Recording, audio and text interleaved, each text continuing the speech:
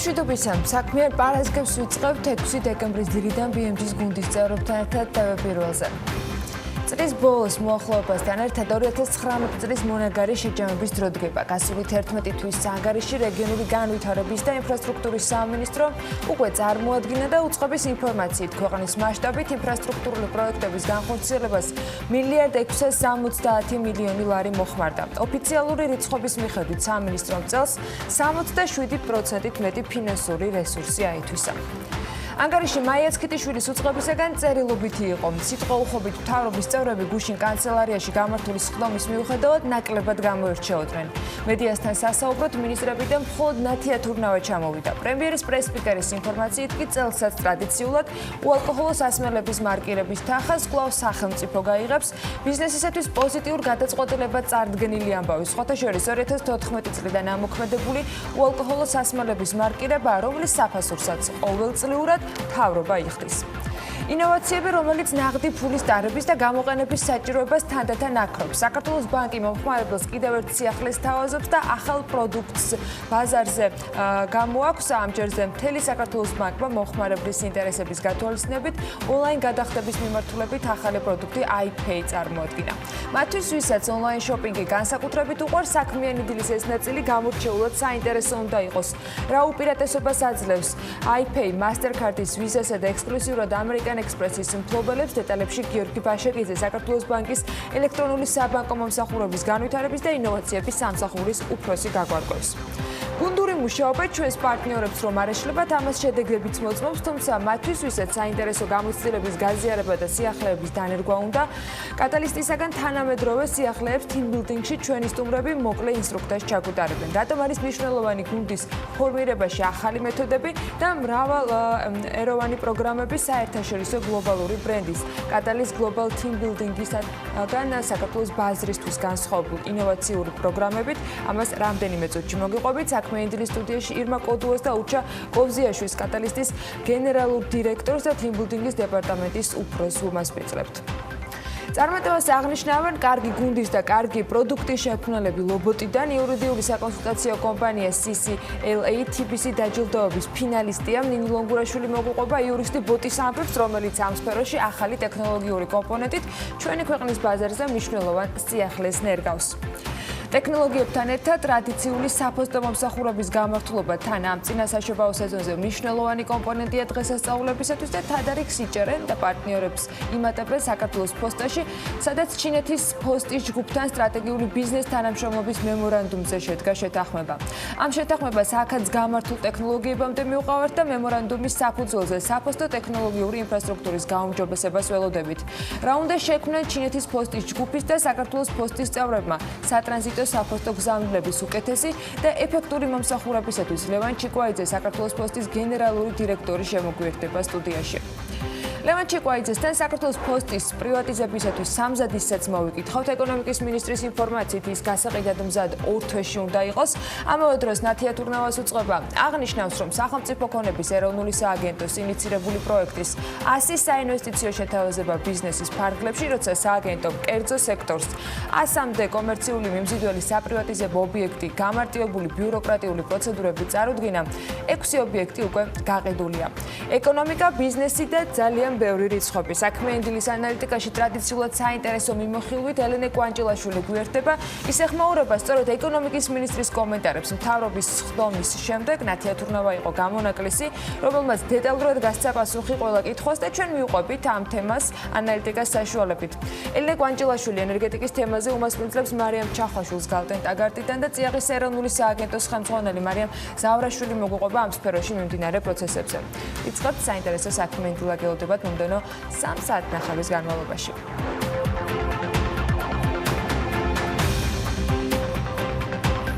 დილა მშვიდობისა. დილა მშვიდობის ყველას, მოგესალმებით. ანა ლაპიაშვილთან ერთად მაქვს პატივი წარმოგიდგინოთ აწ უკვე 6 დეკემბრის დღეს არ შემშლია. 6 დეკემბრის საქმიანი დილა, მე გიორგი ისაკაძე ვარ.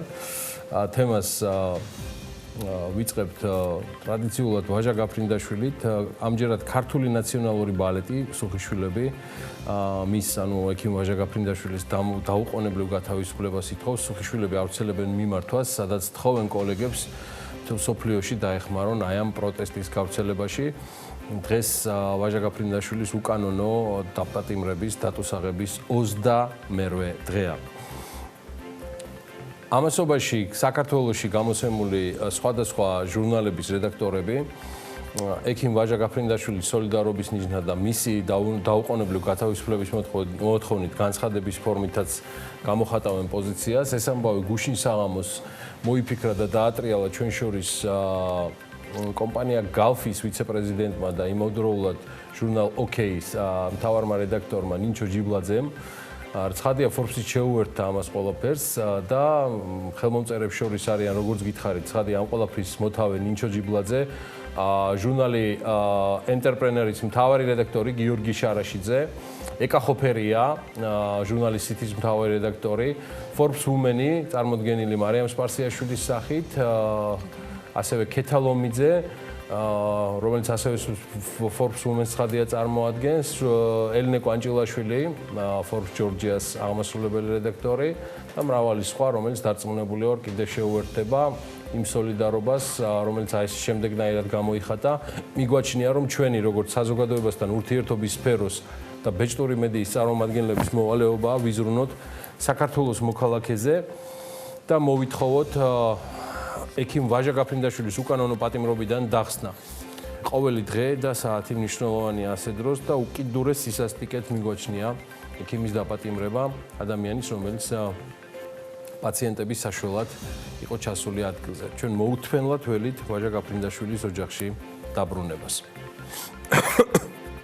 გაცრავად სხვა სიახლე რაიმე დეტალური მიღმა იმისა, რასაც თქვათ ავრცელებს თავად ვაჟა გაფრინდაშვილის ოჯახის წევრები, ჩვენ არ ვფლობთ. ვიცით რომ ჩანიშნულია სასამართლო და ველით სასამართლოზე გადაწყვეტილებაც, სადაც ასევე დაშვებულია გარკვეული ფინანსური საზღაურის ჯარიმის გადახდის შემდეგ ვაჟა გაფრინდაშვილის გათავისუფლებაც სხვა გაცილებით მძიმე მუხლებთან ერთად.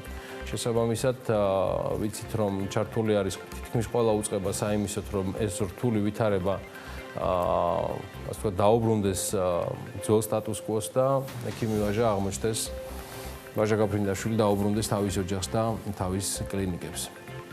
კარგი, გადავიდეთ შემდეგ თემებზე. არ ვიცი გაგიგიათ თუ არა ეს ჯგუფის შესახებ. თუ არ გაგიგიათ თქვენთვის ვარესი. რადგან ეს ჯგუფი საფრანგეთისა და ევროპის ერთ-ერთი უმდიდრესი ადამიანის, ანუ ფრანსუა პინოს საკუთრებაშია, კირინგ ჯგუფზეა საუბარი, რომელიც გუჩის, ბალენსიაგას და სან ლორენის მფლობელიც არის, თუმცა დღეს კერინგი არც მეტი და ნაკლები იტალიურ მონკლერს სპორტული, უბრალოდ სათხილამურო ტანსაცმლის უმსხვილეს წარმოებელს უმიზნებს. ევროპული ბიზნესმედია ავრცელებს ინფორმაციას, რომ კერინგს ამაზე ინსპირაციას მისცემდა ბერნარ არნოს მიერ ტიფანის შეძენა და ასევე დადისხმები, რომ კერინგის და მონკლერის მენეჯერები უკვე რამდენჯერმე შეხვდნენ ერთმანეთს. ისე არ დაждდება ეს ამბავი ნამდვილად იაფი, იმის გათვალისწინებით, რომ წელს მონკლერის აქციების ფასმა 33%-ით მოიმატა და კომპანიის ღირებულებაც სადღაც 11-დან 12 მილიარდ ევრომდეა. ასე რომ ევროპის რიგით მესამე მდიდარს ფრანსუა პინოს დასჭირდება იტალიის უმდიდრესებში მე-20-ესი Forbes-ისი და მონკლერის მთავარი აქციონერის ესეთი პიროვნება არსებობს რემო რუფინი, მისი დაყოლიება რომ გაყიდოს მონკლერში თავისი საკონტროლო პაკეტი. ნუ ცხადია ნებისმიერ შემთხვევაში ეს გარიგება წესით ახლოსაც არ მივა, როგორც გითხარით ბერნარ არნოს ბოლო გარიგებასთან, რომელზეც 16 მილიარდ დოლარზე მეტი დაუჯდა, ანუ ბრენდი ტიფანის შეძენა, მაგრამ ფაქტია, ფრანგი ტიტანების ორთაბრძოლა და სპარინგი გრძელდება. ისეთ ცნობილი ფაქტია, ამხანაგებო, რომ მონკლერის დათბილური ქურთუკები დიდი ხანია არ არის მხოლოდ სათხილამურო ამუნიცია. ლამის $2000 მონკლერის ქურთუკები ბევრზე შევამჩნია, მათ შორის დავოსის ეკონომიკურ ფორუმებზე და მონკლერის შემოსავლებს და ბრენდის ფინანსურ მაჩვენებლებს ბოლო პერიოდია თითქმის პირდაპირ ადარებენ ლამის ჰერმესის შემოსავლებს. მოდი მე არ მოვეშვები თემას, ანასაც ვასიამოვნებ ჩვენს საქმიან მაყურებელთან ერთად და მოგიყვებით რამდენიმე მოკლე ისტორიას ადამიანებზე, ვინც ქონება სიმდიდრე, ხვავი და ბარაქასთან ერთად მოდის სამყაროში და მოდის ბიზნესში დააგროვეს. ერთ-ერთი ასეთი არის, არ ვიცი, იცნობ თუ არა, Phil Knight. რომელიც სოფლიოში სუპერცნობილი Nike-ის ბრენდის მფლობელია, მისი ქონება და კაპიტალი 24 მილიარდი 300 მილიონი დოლარია. ის 77 წლის არის და პლანეტის 35-მე უმდიდრესი ადამიანია Forbes-ის მიხედვით. სხვა შორის ორეგონის უნივერსიტეტის კურსდამთავრებულმა დაარსა ბოტასების კომპანია, რომელსაც 1964 წელს Blue Ribbon-ი ერქვა. და რომელსაც სახელი 1977 წელს გადაუკეთა გამარჯვების ქალღმერთის, ბერძნული მითოლოგიის მიხედვით ნიკეს საპატივსაცემოდ და სტუდენტ დიზაინერს $35 გადაუხადა Nike-ის აი ლოგოში, დიახ, აი $35 დაждდა, სწორედ აი ეს ეპოქალური ლოგოტიპი, რომელსაც დღეს Nike წარმოადგენს. Phil Knight 2015 წლის 1 ივლისამდე კომპანიის დირექტორთა თავმჯდომარე იყო, დღეს იგი შედარებით ასე ვთქვათ დამკვირვებლის რეჟიმშია. ეხლა გადავიდეთ შემდეგ უკვე ისტორიაზე, მოდაზე ხა ამასი ორტეგას და ბერნარ არნოს გამოვტოვებ და დღეს მოგიყვებით კიდევ ერთ სუპერ წარმატებულ ბრენდზე და მის დამაარსებელზე. ეს არის სტეფან პერსონი, 77 წლის პერსონი, ჰენეს და მაურიციოს ქსელის დამაარსებელია, ალბათ ეხა გაირინდა ყველა დილაუთენია. თან იმის გათვალისწინებით, რომ პერსონი 24.5 მილიარდი დოლარის მფლობელია და მისი წარმომავლობა კაპიტალის საბათ უიცით საიდან არის.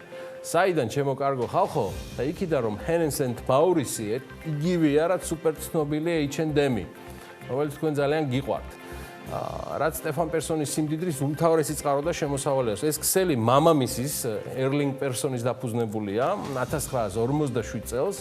დღეს ის კომპანიის 38%-ს ფლობს, თუმცა მათი ოჯახი მისი დის ჩათვლით H&M-ის 80%-ის მეპატრონანი რჩება. ის აღარ მართავს ამ კომპანიას 2009 წლიდან და 10 წელია მას მისი ვაჟი 45 წლის კარლ იოჰან პერსონი ეს პატივცემული უძღვება.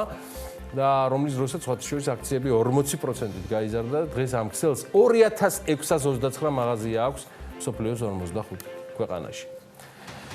აი ესეთი ამბავია. მოკლედ, მსგავსად Nike-ის მეპატრონისა, პერსონიც მედიცინაში აკეთებს ქველმოქმედებას და ინვესტიციებს და მისი ფონდი Mentor Foundation ერთ-ერთი ყველაზე აქტიურია ნარკომანიაში ახალგაზრდების დამოკიდებულების თემაზე. ის ძალიან აქტიურად იბრძვის ამ თემას და ძალიან ბევრ ინვესტირებას აკეთებს.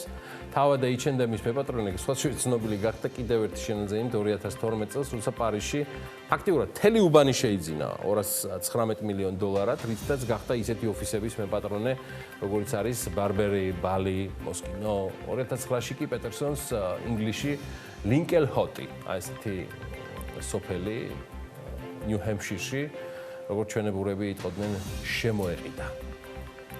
კაი, ერთი ისტორიას და მორჩა, მერე გავედით, მანგოზე მოგიყვებით და მის დამაარსებელზე, ისააკ ნადიკზე.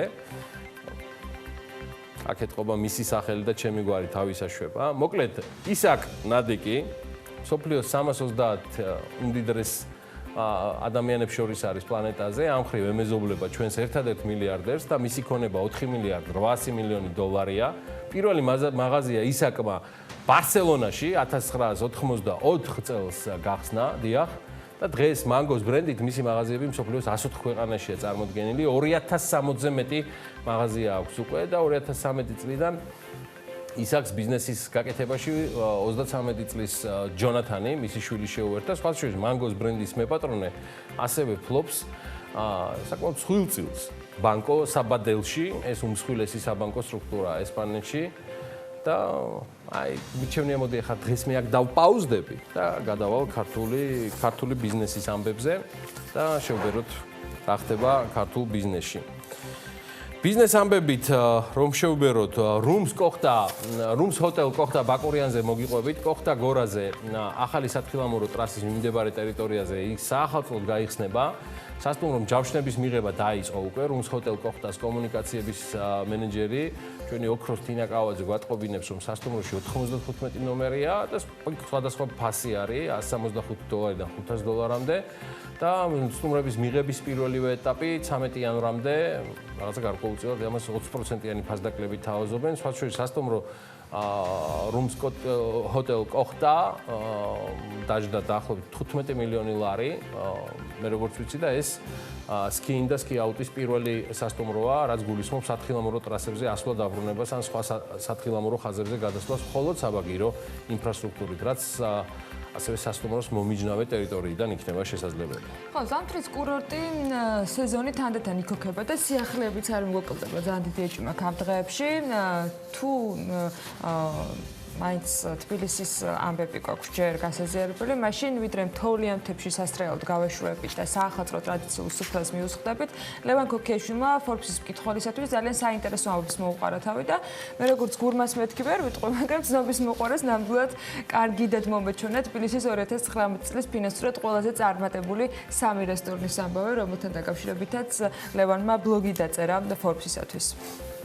ამ სამიდან ორი ქართულ სამზარეულოს მქონე რესტორანია და ვიდრე ლევანს Forbes ჯორჯიასთვის მომზადებულ მასალას გაგიზიარებთ, ქართული ღვინის შესახებ თლად დედა Forbes-მა მორიგი მასალაც მოამზადა, მსოფლიო ლიდერი ბიზნეს გამოცემა წერს, რომ საქართველოს ღვინის წარმოებით თითქმის ცივილიზაციის დაბადებიდან არის დაკავებული, არქეოლოგებმა კი ქართული მეღვინეობა 8000 წლიანი ისტორიით დაათარიღეს. გამოცემას არც ის გამორჩენია, რომ მარკეტინგულ კვლევებზე დაყრდნობით უკვე ცნობილია ქართული ღვინის სავაჭრო ნიშნები, ბრენდები, გეოგრაფიული აღნიშვნები და მოთხრობები, სამეწარმეო ინსტრუმენტი, რომელიც გამოიყენება ღვინის ინდუსტრიაში ბაზარზე დიფერენცირების მისაღწევად. ისიც აღსანიშნავია, რომ რამდენიმე წლის წინ არც დაწყებულმა კამპანიამ შედეგი გამოიღო და Forbes-ი წერს, რომ ქართული ღვინით უფრო და უფრო ხშირად ინტერესდებიან როგორც ევროპის, ასევე ამერიკის მომხმარებლები და ეს გარკვეულწილად ქართული მარკეტინგული კამპანიის დამსახურება. ხო, და ვიდრე სარესტორნო ბიზნესზე გადავთ, მაშინ ისიც უნდა ვთქვათ, რომ ამ ბოლო პერიოდში კვერცხის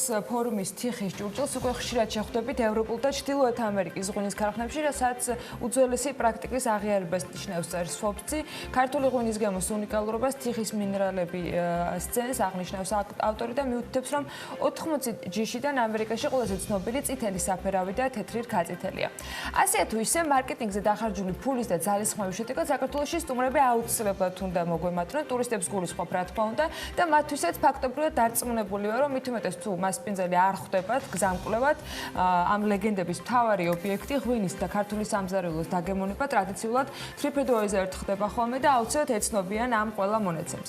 მოკლედ ამ აპლიკაციის მეგზურის მიხედვით 2018 წელს საქართველოს დედაქალაქში იყო 1253-ზე მეტი რესტორანი და 2019-ში 1061. სწორედ ამ მონაცემების ანალიზით მომზადდა ლევან ქოქიაშვილის მასალა Forbes-ისათვის და იქვე მადლობასაც წაიკითხავთ იმ შეფასებებისათვის, რომელშიც მას დაეხმარნენ, თუმცა შედეგამდე სანამ მივალთ, უნდა ავხსნათ, რომ ბიზნესის შეფასებით რესტორანი არა მისი სამზარეულოს ხარისხით, არამედ მისი ეკონომიკური წარმატებით, ვიზიტორთა პოპულარობით და მათ შესახებ ბაზრის ექსპერტების მოსაზრებებით განისაზღვრება. სია მოიცავს რესტორნებს, რომლებსაც წარმატებული რესტორატორები და შეფსარეულები მართავენ. თუმცა არა მხოლოდ ისინი. ეს არის ნიშური პროექტები, სადაც ყველაზე მეტი მომხმარებელია თავმოყრილი. ლევანს ციის შედგენისას გამორიცხული ჰყავდა მსხვილი ქსელები, რადგან მათი ფუნქციონირება და ეკონომიკა განსხვავებული სტრუქტურის არის. ასევე არ იყო გათვალისწინებული ბარები, რადგან მათი მთავარი შემოსავალი არის ალკოჰოლის გაყიდვიდან და გამორიცხულია საერთაშორისო ფრანჩაიზით, რომლებიც ციაში ვერ მოხვდნენ და არც 2019 წლის რესტორნების შეფასება მომხდარა, რადგან მათ წლის განმავლობაში ჯერ კიდევ აქვთ სტაბილურობისათვის მისაღწევი გარკვეული ნაბიჯები. მოკლედ, ლევან ქოქიაშვილმა ამ ყველა კრიტერიუმის გამოკლებით შეადგინა საკმაოდ ვრცელი სია. გადააგზავნა რესტორნების ბაზრის მცოდნე ექსპერტებთან, მათ სამ კატეგორიაში წარმატებული კვების დაწესებულებების გამოყოფას თხოვა. ამაში მოიაზრებოდა როგორც რესტორნები, სადაც ფასი ერთ პერსონაზე არის დაახლოებით 30 ლარი და მეტი, რადგან ამაზე დაბალფასიანი რესტორნები მისიერ შეფასებით უბრალოდ აღარ ეკუთვნის რესტორნის კატეგორიას და შესაბამისად მან სწორება უფრო მაღალ შემოსავლიან რესტორნებზე აიღო. ხო, მიუხედავად იმისა, რომ ეს არ არის Forbes-ის რეიტინგებისთვის ჩვეული მეთოდოლოგია, როცა რეიტინგები დგება, რამდენიმე გარემოებაა გასათვალისწინებელი. პირველი ეს არის ბლოგი, რომელიც ლევანმა მოამზადა და მეორე თავადაც ლევანი წერს, რომ თბილისის ბაზარი ამ ეტაპზე სამწუხაროდ პრაქტიკულად დახურულია მსგავსი კვლევებისთვის და არავინ მოგაწვის ფინანსურ ინფორმაციას ასეთი ანალიტიკისთვის, ამიტომ საკუთარი გამოცდილებით შეაფასა კვების დაწესებულების ფასები. ქოქიაშვილის მასალის მომზადებისთვის გამოყენებულია გასტრონავტის მონაცემთა ბაზა, საექსპერტო მოსაზრებები და საშუალო ჩეკის მონაცემების გამოყენებით ამ რეიტინგში რესტორნების 1/3 სპეციალიზირებულია კლასიკური ან საავტორო ქართული სამზარეულოთი. ეს გარემოებები ახლა უკვე უშუალოდ ფასებს და რეიტინგებს მივყვეთ. კატეგორიაში უდაო ლიდერი, როგორც როვანი აღნიშნავს, რომლის საშუალო ჩეკიც არის 75 ლარი, არის სტამბა. ფასთან და აქტიურ დატვირთვასთან ერთად სტამბისათვის წელს ნამდვილად გამორჩეული წელი იყო იმ ჯილდოებიდან და აღიარებებიდან გამომდინარე, რაც სასტოროს მთელი მსოფლიოს მასშტაბით ერგო. სეგმენტში 35 ლარი გიორგიოსავა სალობიე ბიასერგო, ამ სალობიემ სხვათაშორის საალმაზურაბიშვილის მოხიბლა, როგორც ჩანს, არა მხოლოდ ლევან ქოქიაშვილის სიის შეფასებლების მოწონება დაიმსახურა და მაღალ ფასში 110 ლარი და ზემოთ რესტორანი ბარბარესთან ყველაზე წარმატებული რესტორანი არის. საბოლოოდ 3 გამარჯვებულიდან 2 ქართული სამზარეულოს რესტორანია, როგორც აღვნიშნეთ. მეტი ინფორმაცია თითოეული კატეგორიის 3 ყველაზე წარმატებული რესტორნის შესახებ Forbes-ზე შეგიძლიათ ნახოთ და ბოლოს ზუსტად ვიცი, რომ აზერთა სხვადასხვაობა ამ შეფასებას აუცილებლად მოყვება და ვიდრე ლევანს ქოქოლას დააყრიდეთ, ჯერ სრული ბლოგი კიდევ ერთხელ გადაეკითხეთ და ვიდრე ამასაც იზამდეთ, მე ავხსნი დათვლის დეტალურ მეთოდოლოგიასაც, რითაც ეს სამეული შედგა, რომელიც პარასკევის აღამოს დასაგეგმად კარგი ინსპირაციაც შეიძლება გახდეს.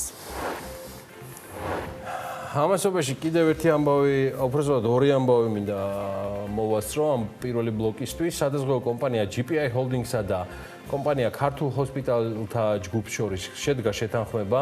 ეს შეთანხმება ჯერ კიდევ დაახლოებით 1 თვის წინ იყო შემდგარი.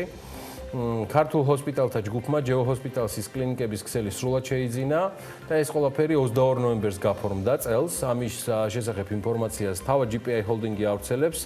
სადაც აცხადებენ, რომ მათი ევროპელი აქციონერების მოწოდებასთან არის სრულად თანხმედრაში გადაწყვეტილება, რომელიც კომპანიის მენეჯმენტს სადაზღვევო საქმიანობაზე კონცენტრირებისკენ მოუწოდებენ. GPI Holding-ის გენერალური დირექტორი პაატა ლომაძე ამბობს, რომ კლინიკისთვის ახალი მფლობელის შერჩევაზე მათ საკმაოდ დიდი დრო დახარჯეს. GPI-ის თავკაცი ასევე სადაზღვევო სეგმენტზე კონცენტრირების მიღმა კიდევ ერთ მთავარ მიზეზად ამ ნასყიდობაში საქართველოში ჰოსპიტალურ სექტორში მიმდინარე მოვლენები და მასში შექმნილი არაპროგნოზირებადი გარემო დაასახელა. ამ სწორად აღნიშნულ არაპროგნოზირებად გარემოს მიეძღვნა ოთხშაბათს საკმაოდ ხანგრძლივი შეხვედრა პრემიერ-მინისტრს, ჯანდაცვის მინისტრს და სამედიცინო ინდუსტრიის ასევე კლინიკების წარმომადგენლებს შორის. არსებობს შეთანხმება, რომლის მიხედვითაც 520 დადგენილების არსობრივი გადაწყვეტა გარკვეული საბჭოს საშუალებით მოხდება, თუმცა ტარიფების კალკულაციასთან დაკავშირებით შექმნილი სამუშაო ჯგუფი რას დადებს ამ 2-3 დღეში კვირის ბოლომდე იქნება შედეგებიო, რომელშიც ბიზნესში იქნება ჩართული, მე თქვათ ბოლომდე ვერ გავერკვიე, დაველოდოთ კვირის ბოლომდე დრო არის და იმედია პრობლემის მოსაგვარებლადაც ამ უქმეებსაც გამოიყენებენ და საზოგადოებას გააცნობენ სხვადასხვა გადაწყვეტილებებს. რაც შეეხება თავად ჯეო ჰოსპიტალს, ის 2011 წელს დაფუძნდა, ქსელი 17 კლინიკას აერთიანებს საქართველოს 5 რეგიონში, რომელთა მშენებლობა 2010-11 წლებში განხორციელდა ქვემო ქართლი, იმერეთი, მცხეთა-მთიანეთი, სამცხე-ჯავახეთი, კახეთი. კლინიკების მშენებლობა განვითარებაში ათეულობით მილიონი დოლარის ინვესტირება არის განხორციელებული. რაც შეეხება შემძენს, ეს კომპანია ქართული ჰოსპიტალების ჯგუფია, რომლის სამეთვალყურეო საბჭოს ნინა კობახიძე უხებძღვანელებს, რომელიც ამ პოზიციაზე აქციონერთა დანიშვნის შემდეგ რისკების მართვისა და სადაზღვევო კომპანია Global Benefit Georgia's გენერალური დირექტორის პოზიციიდან სამეთვალყურეო საბჭოში თავმჯდომარის მოადგილის სტატუსით გადაინაცვლებს. მე წარმატებები მინდა უსურვო ნინა კობახიძეს, ის უნარიანი და ენერგიული მენეჯერია. ჩვენ გავალთ ახლა რეკლამაზე. უნდა გავემზადოთ რეკლამისთვის და გაქვთ წინ ამინდის პროგნოზი. საკმაოდ საინტერესო საქმიანი დილა გელით, რომელიც ანამ დაგიანონსათ უკვე. ასე რომ დაგველოდეთ მცირედი რეკლამის შემდეგ იბრუნდებით.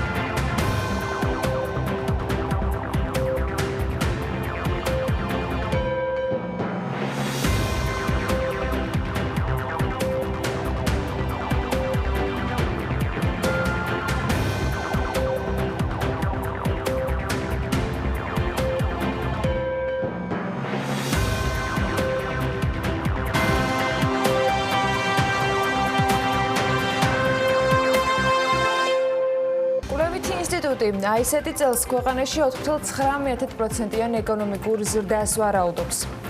ასოცამდე მცირე და საშუალო მეწარმე ტექნიკური წყლით სარგებლობის ლიცენზიას მიიღებს, მთავრობამ წიაღის სექტორის განვითარების სტრატეგია დაამტკიცა. 100 საპრივატიზებო ქონებიდან, რომელიც ერთი კვირის წინ 10 თურნავამ წარადგინა, 6 გაიყიდა, საპრივატიზებო ღირებულება კი 6,401,000 ლარში ადგენდა, თუმცა ეკონომიკის სამინისტროს ინფორმაციით კონკურენციის შედეგად უძრავი ქონება 8,90,000 ლარად არის გასხვისებული. ბორჯომელი კანის ახალი მფლობელი 6 დეკემბერს გახდება. ცნობილი ობიექტის საწყისი ღირებულება 111,400,000 ლარია, ბიჭი კი 5,000 ლარით არის განსაზღვრული. მთავრობა ბახმაროში 12,588 კვადრატულ მეტრ მიწის ფართობს სასტუმროს მოსაწყობად 2,5 მილიონ ლარად ყიდის. საპრივატიზებო პირობების მიხედვით მყიდველმა ხელშეკრულების გაფორმებიდან არაუმეტეს 36 თვის ვადაში არანაკლებ 35 ნომრის მქონე სასტუმრო უნდა ამოქმედოს. 2019 წლის იანვარ-ნოემბერში ქვეყნიდან მსოფლიოს 53 ქვეყანაში 86 მილიონამდე ბოთლი ღვინოა ექსპორტირებული, რაც 2018 წლის ამავე მაჩვენებელს 10%-ით აღემატება. ექსპორტირებული ღვინის ღირებულება კი 220 მილიონი დოლარია, რაც 2018 წლის მონაცემთან შედარებით 20%-ით მეტია. მთავრობა მესტიის ყოფილ საპრეზიდენტო რეზიდენციასაც ელექტრონულ აუქციონზე ყიდის. სასტუმროს მოწყობის მიზნით 1,840,000 ლარად იყიდება ეს ქონება. არაალკოჰოლური სასმელების მარკირების საკითხთან დაკავშირებით მიღწეულია შეთანხმება, რომ საქართველოს მთავრობა გააგრძელებს იმავე რეჟიმში მოქმედებას, როგორც ის აქამდე მოქმედებდა, ანუ კერძო კომპანიებს გადასახდელი არაფერი ექნებათ და ფინანსთა სამინისტრო იღებს ამ გადახდის ვალდებულებას.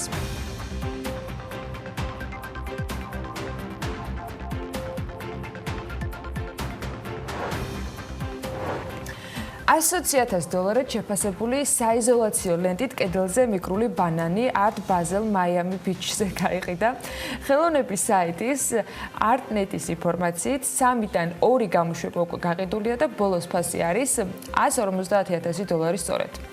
მაურიზიო კატელანას ნამუშევარი პარიზში მდებარე პეროტინის სახელოვნებო გალერეაში 4 შაბათს წარადგინეს და გალერეაში თქვეს, რომ 15 წლის განმავლობაში ეს კატელანის პირველი კონტრიბუცია ხელოვნებაში. ნიმუში სახელად კომედიან მაიამის სურსათის მაღაზიაში ნაყიდი ბანანის და საიზოლაციო ლენტისაგან შედგება. სკოჩისგან რა.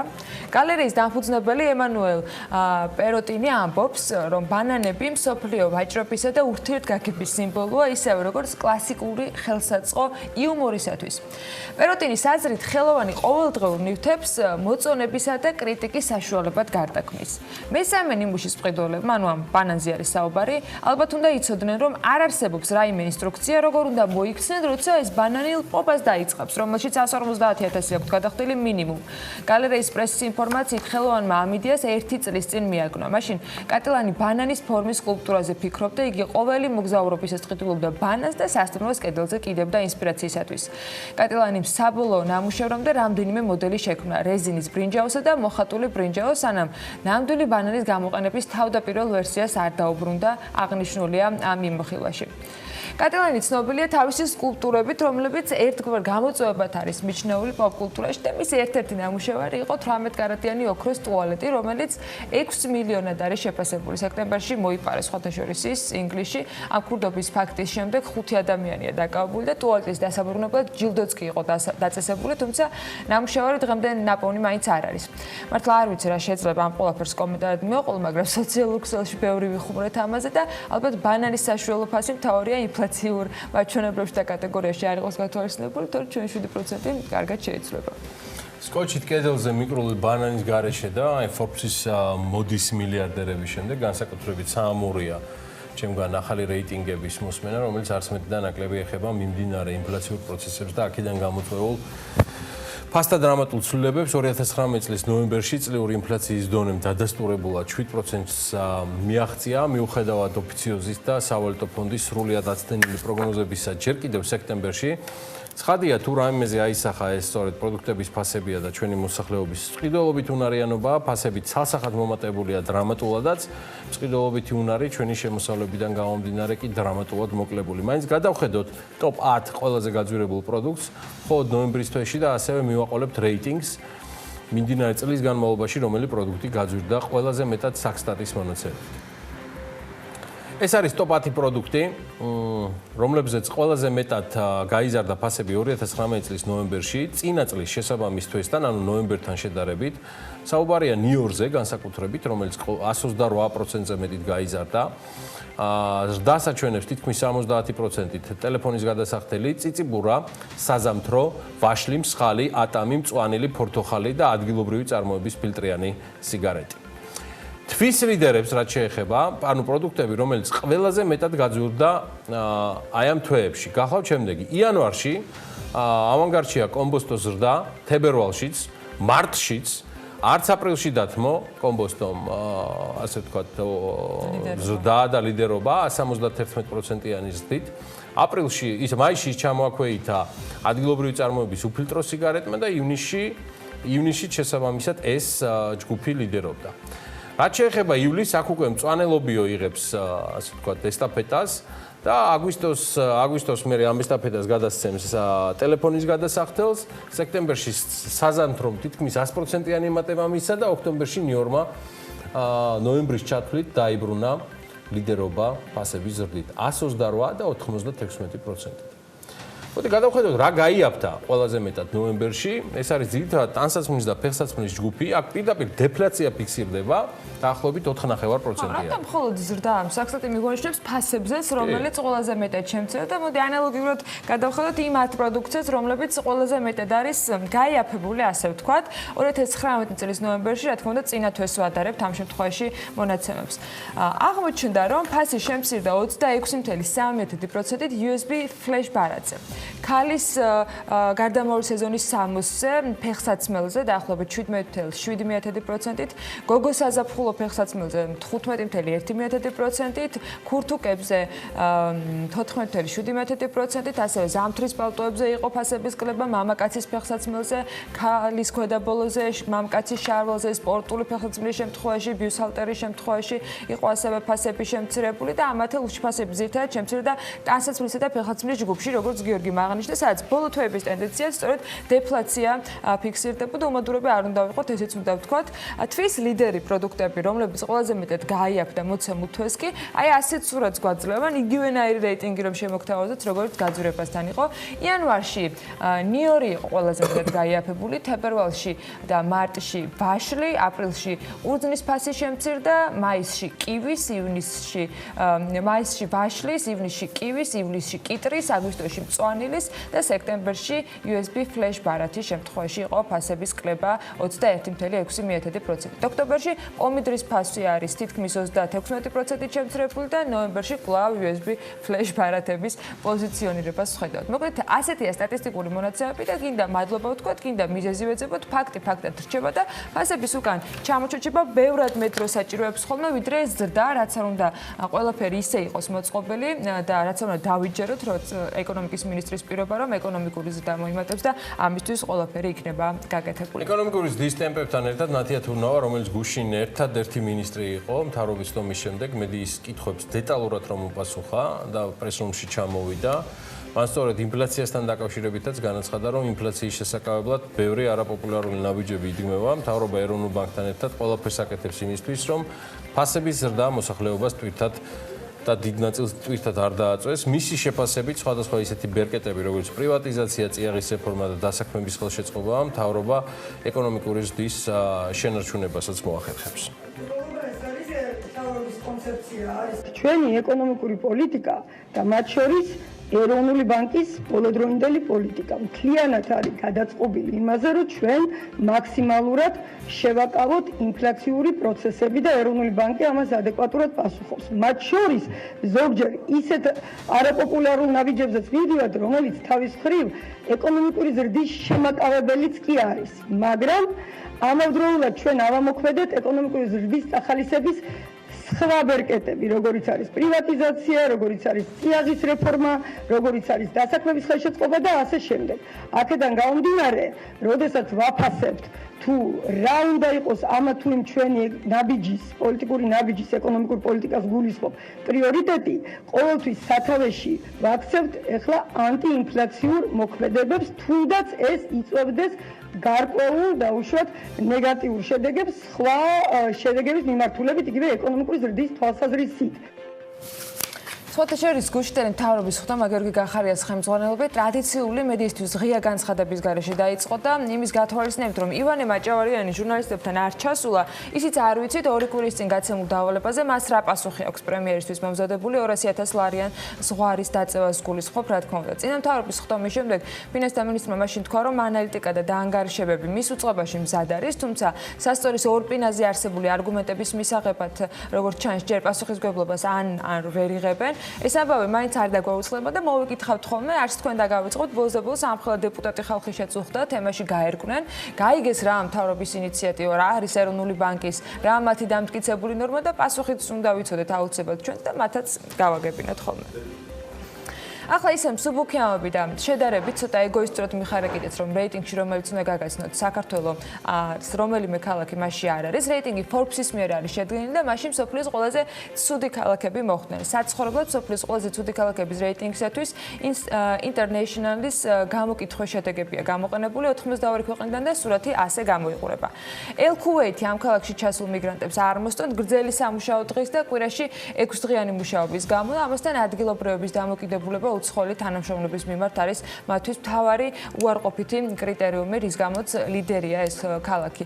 რომი აქ ყველაზე ცუდ ქალაქად არის მიჩნეული ევროპაში მიგრანტებისათვის, აქ რთულია სამსახურის პოვნა, ამბობს წარმოშობით თურქი რესპონდენტი, ცხოვრება ძვირია, ხოლო ხელფასები ზოგადად დაბალი, აღნიშნავს ამ გამოკითხვაში ესპანელი რესპონდენტი. მილანი კიდევ ერთი ქალაქია, რომელიც ყველაზე ცუდ ქალაქებს შორის დასახელდა, აქ აცხადებენ მიგრანტები, რომ შემოსავალსა და ცხოვრების ხარჯებს შორის ძალიან დიდი დისბალანსია. ნიგერიიდან ქალაქი ლაგოსი, როგორც წესი, უკმაყოფილებას აჩენს ადგილობრივებში სატრანსპორტო სისტემებით, პოლიტიკური არასტაბილურობით და უსაფრთხოების ნაკლებობით. პარიზის მიმართაც არსებობს პრეტენზიები, როგორც აღმოჩნდა, ამ ქალაქს არამეგობრულ ქალაქს უწოდებენ მიგრანტები, ასევე სიძვირის გამო პარიზში ცხოვრებას არ ანიჭებენ უპირატესობას. სან-ფრანცისკოს მიმართ სიძვირის გამო აქვთ პრეტენზიები, კარიერულ შესაძლებლობებს ვერ პასუხობს ეს ქალაქი, ამბობს ერთ-ერთი მიგრანტი. ჩამონათვალში არის ლოს-ანჯელესი, შემდეგ უკვე ამერიკის შეერთებული შტატების ქალაქებიდან კიდევ ერთი, მიუხედავად იმისა, რომ ამ ქალაქს ძალიან კარგი კლიმატური პირობები აქვს, არ მოსწონთ ადგილობრივი ტრანსპორტი და საცობები იქ მცხოვრებლებს. ლიმას შემთხვევაში ურბანული ცხოვრების ხარისხის ინდექსის მიხედვით ყველაზე ცუდ ქალაქად არის ის მიჩნეული და აქ არ მოწონთ უსაფრთხოების ზომები და დაუცველობის შეგრძნება, ისევ როგორც გაკრიტიკებული არის ადგილობრივი ტრანსპორტი. ნიუ-იორკის შემთხვევაში 7 მიგრანტიდან 6 უარყოფით შეფასებას აკეთებს კონკრეტული მიზეზების გარეშე და იანგონია კიდევ ერთი ქალაქი, რომელსაც მეგობრულს არ უწოდებენ, თუმცა ცხოვრების დონე საკმაოდ დაბალი არის. იანგონში არ მოსწონთ ჯანდაცვის სისტემის ხარისხი და ეს პრეტენზია მთავარ განსაზღვრელად რჩება. მიხარია მეთქი კი ვთქვი, მაგრამ მე მგონი საქართველოს არც ერთი ქალაქი უბრალოდ არ ყოფილა ამ გამოკითხვაში და ამჯერზე იმიტომ გადავრჩით. ამების აღსანიშნად კი ისევ მოგზაურობისაკენ და სასიამოვნო ამბებისაკენ რომ ავიღოთ გეზი, ჩინეთში უნდა გამოგზაუროთ, ქვეყანა, სადაც იდენტურობის ტრადიციების და ადგილობრივი კულტურის მიღმა არის ქალაქები, სადაც იდენტურად აქვთ გადმოტანილი ის ღირსშესანიშნაობებიც, რომლებიც სხვა ქვეყნებში გვხვდება, ან უფრო ზუსტად რომ ავხსნათ, მაგალითად, მანჰეტენის სანახავად ამერიკაში წასვლა თუ არ გსურთ, მინი მანჰეტენს ჩინეთში დაგახვედრებენ. იქვე იპოვეთ ავსტრია, საფრანგეთს და შვეიცარიასაც კი. როგორია ჩინეთში თავმოყრილი მსოფლიო და რატომ არის აშენებული იქ მინი დასავლეთი, ამაზე მარიამ ადამიან მოიკვლია მასალა და მოდით ნახოთ მის მიერ მომზადებული სიუჟეტი.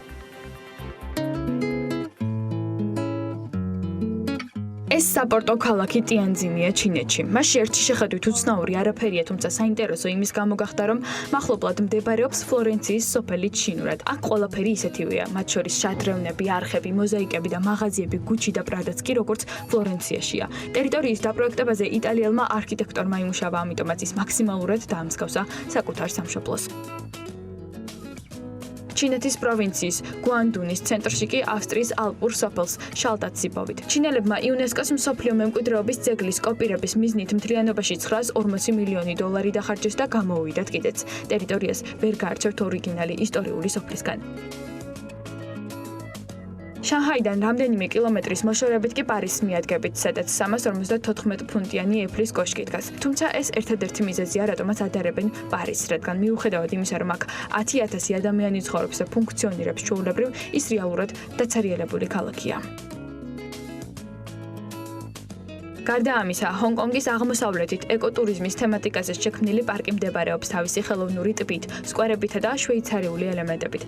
ასე, ერთ დღეს მოუნდათ ჩინეთში ჰქონოდათ პატარა შვეიცარია და გააკეთეს კიდეც ის. დასაწყისში გამიზნული იყო, რომ აშენებულიყო ათეულობით ბარ-რესტორანი, შექმნილიყო დასაქმების ადგილები ადამიანებისთვის და გამოცოცხლებულიყო რაიონი, თუმცა ეს ასე არ მოხდა და დღეს ჩინური შვეიცარია ცარიელია. ტიანძინის უძველესი სათევზაო სოფელი კი მანჰეტენად გადაკეთდა. აქ აღმოაჩენთ ჯულიარდის სკოლას, ან თუნდაც როკფელერისა და ლინკოლნის ცენტრს. თუმცა მშენებლობის უმრავლესობა ტერიტორიაზე დღემდე არ დასრულებულა და რეალურად მინი მანჰეტენი ჩინეთში დაცარიელებულია. ამ ყველაფრის მიზეზი რეალურად იყო გადატვირთული მეგაპოლისების განტვირთვა ხალხმრავლობისგან, ამიტომ ადამიანებს აუშენეს მინი ევროპა რეგიონებში. ასე გაჩნდა ჩინური ინგლისი, იტალია, ჰოლანდია და გერმანია. თუმცა ამ იდეამ ვერ გაამართლა და მათი უმეტესობა მხოლოდ ტურისტების ღირსშესანიშნაობად არის გადაქცეული და არასაცხოვრებლად.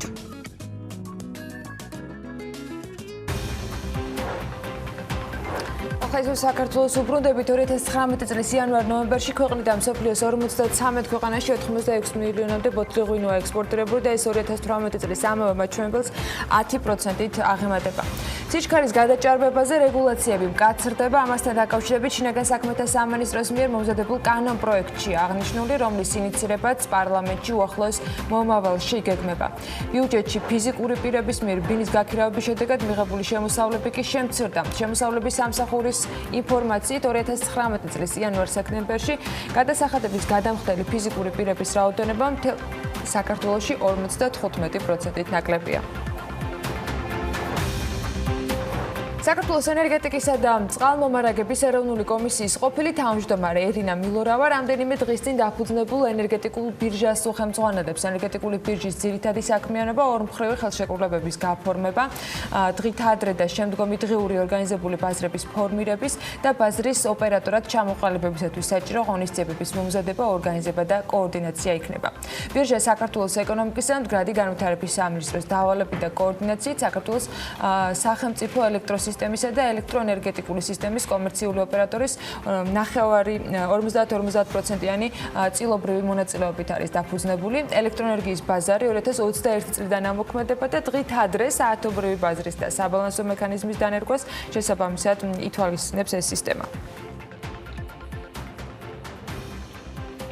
ეკონომიკისა და მდგრადი განვითარების მინისტრმა გუშინ არსებული ვითარების გათვალისწინებით ჰესების მშენებლობასთან დაკავშირებით თქვა, რომ მას იმაზე მეტი დრო სჭირდება, ვიდრე საქართველოში 2017 წლამდე იყო საჭირო. ნათია თურნავამ ეს გუშინ სექტორის იმ წარმომადგენელთა sapasუხოდ აღნიშნა, რომლებიც ამბობენ, რომ ჰესების მშენებლობის ტემპები დღეს საქართველოში შეჩერებულია. 2017 წლიდან მოყოლებული არის პრაქტიკულად ეს პრობლემა რომ ჰესების აშენებისთვის თუ კი ადრე ეს იყო შედარებით მარტივი, ახლა გაცილებით მეტი მუშაობა მართებს მთავრობასაც და ინვესტორს პირველ რიგში, რადგან განკაცდა გარემოსდაცვითი კანონმდებლობა, სოციალური პასუხისმგებლობა უფრო ამაღლდა, მოსახლეობამ გააფიცნობიერა, რომ გაცილებით მეტის მოთხოვნის შესაძლებლობა აქვს იმისთვის, რომ საკუთარი სოციალური თუ გარემოსდაცვითი უფლებები დაიცვას ინვესტორთან და რა თქმა უნდა ეს ძალიან დიდ სამუშაოს საჭიროებს. რიგ შემთხვევაში ზოგიერთი ობიექტის შენებლობა იყო შეფერხებული და დღესაც ფერხდება. მაგრამ ბოლო ერთი წლის განმავლობაში, ბოლო თვეების განმავლობაში ჩვენ მივახციეთ იმას, რომ ზოგიერთი ხმაურის გარეშე და ზოგჯერ, როდესაც არ არის აჟიოტაჟი, თქვენს მედია ამითი არ ინტერესდებით და ამიტომ თქვენი ყურადღების მიღმა რჩება ხოლმე, მცირე და საშუალო ჰესები შენდება. სტატისტიკა გამოვაქვეყნებთ. ბოლო თვეებში 11 ახალი ჰიდროსადგური მცირე და საშუალო, მაგრამ ძალიან მნიშვნელოვანი იმ 20-30 ადამიანის დასაქმებისთვის თითოეულ რეგიონში სადაც ეს გაკეთდა, შევიდა წყობაში. ასე რომ ჩვენ ვითარდებით შეიძლება არა იმ ტემპით, რაც ეს სიამოვნებოდა ენერგეტიკოსებს და სჭირდება შეიძლება ჩვენს ეკონომიკას ჯერჯერობით, მაგრამ ტემპი იზრდება. ცუდია, რომ მესტიის მოსახლეობა ელექტროენერგიის გადასახადს არ იხდის, სემეკის თავმჯდომარემ დავით ნარმანიამ თქვა კითხვაზე იგეგმება თუ არა ამ მიდგომის შეცვლა, ის ამბობს, რომ მნიშვნელოვანია შესაბამისი გადასახადი გადაიხადოს მოსახლეობამ, რადგან ამის გარეშე ენერგოპროჯორჯიას არ ეძლევა საშუალება, რომ სვანეთში ინვესტირების და ქსელის შეცვლის გეგმები ჰქონდეს, რაც ქსელის მზარდი დატვირთვის პირობებში პრობლემას წარმოადგენს. ქვეყნის სხვა მაღალმთიან დასახლებებში მთავრობა სამხმარებლო ტარიფის 50%-იან სუბსიდირებას ახდენს, შეგახსენებთ, რომ სვანეთში მოსახლეობა დენს ტარიფის გადახდისაგან სრულად არის გათავისუფლებული. გუშინდელი მთავრობის ხდომის დასრულების შემდეგ კი ჯანდაცვის მინისტრი ჩვეულად მედიასთან კიდევ არ ჩამოვიდა. საქართველოს პრემიერ-მინისტრის პრესპიკერის ირაკლი ჩიქოვანის განცხადებით, გუშინ პრემიერს და სამედიცინო დაწესებულებების ხელმძღვანელებს შორის 520 დადგენილების შესახებ გამართული შეხვედრა ძალიან შედეგიანი იყო და ის ასევე არ დაეთანხმა ჟურნალისტების რეპლიკას იმასთან დაკავშირებით, რომ ეკატერინე ტიკარაძე არ ხვდება ამ თემასთან დაკავშირებით დაინტერესებულ საზოგადოებას. პირველ რიგში ვერ მივიღებ იმ კრიტიკას, რომელზეც თქვენ საუბრობთ, რომ თითქოს მინისტრი არ ხვდება დარგის წარმომადგენლებს. აქვე გიპასუხებთ იმას, რომ იმ შეხვედრაზე, რომელზეც თქვენ გუშინ საუბრობდით, გუშინ ესწრებოდა მინისტრი. ძალიან შედეგიანი იყო ეს შეხვედრა. გადაწყვეტილება მიღებულია სამინისტროს წარმომადგენლების და ასევე სექტორის წარმომადგენლების და ექსპერტების ჩართულობით შეიქმნება სამუშაო ჯგუფი და ეს სამუშაო ჯგუფი იმუშავებს ხარვეზი თუ არსებობს იმის აღმოჩენაზე და შესაბამისად იმ ყველა პრობლემის მოგვარებაზე, რომელიც აქამდე არსებობდა. სიჩქარის გადაჭარბებაზე რეგულაციები მკაცრდება. ამასთან დაკავშირებით შინაგან საქმეთა სამინისტროს მიერ მომზადებულ კანონპროექტში წაიკითხავთ, რომლის ინიცირებაც პარლამენტში უახლოეს მომავალში უნდა მოხდეს.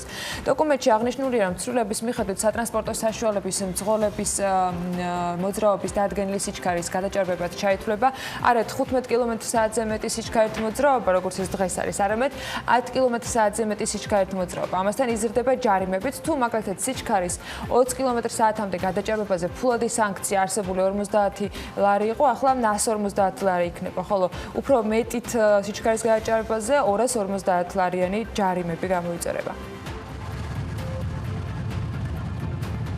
2020 წლის 1 მარტიდან Pegasus Airlines-ის სტამბოლი ბათუმის მიმართულებით პირდაპირ ფრენებს დაიწყებს. ტავ-ჯორჯიას ოპერირება და აეროპორტში ფრენები კვირაში 4 სიხშირით შესრულდება. ავიაკომპანიამ ბილეთების გაყიდვა უკვე დაიწყო და ფასი ერთ გზაზე 55 ევროდან იწყება. Pegasus-ი რეგულარულ რეისებს ამ დროისათვის სტამბოლი-თბილისის მარშრუტზე ასრულებს. სტამბოლი ბათუმის მიმართულებით კი მხოლოდ თურქეთის ავიახაზები დაფრინავს.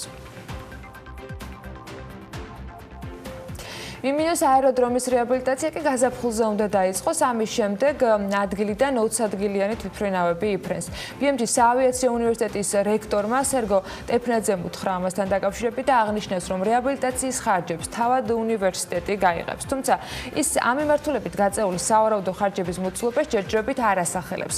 მისი გათვლებით მგზავრებს იმავე კომპანიასთან ექნებათ კომუნიკაცია და შესაძლოა იმავე კომპანიისაგან მიიღებენ მომსახურებას თელავშიც, რომლებიც სხვა შიდა ფრენებზე მუშაობენ ქვეყნის მასშტაბით. კალტენდაგარტი წელს 5 მილიონი ტურისტის შემოსვლას პროგნოზირებს, რაც წლიური 5.2%-ით ზრდას ნიშნავს. საინვესტიციო ბანკის პროგნოზი მილიონი ტურისტი არის. 2019 წელს კალტენდაგარტმა ტურიზმი და შემოსავლის პროგნოზებს გადახედა და 3 მილიარდ 300 მილიონ დოლარამდე შეამცირა. წინა წლის პროგნოზი იყო 3 მილიარდ 400 მილიონამდე, წლის ბოლოსათვის კი 3 მილიარდ 300 მილიონი დოლარის მიღებით წლიურად გაზრდილი მაჩვენებელი იქნება არც კი 2%, დაზუსტებულად 1.8%.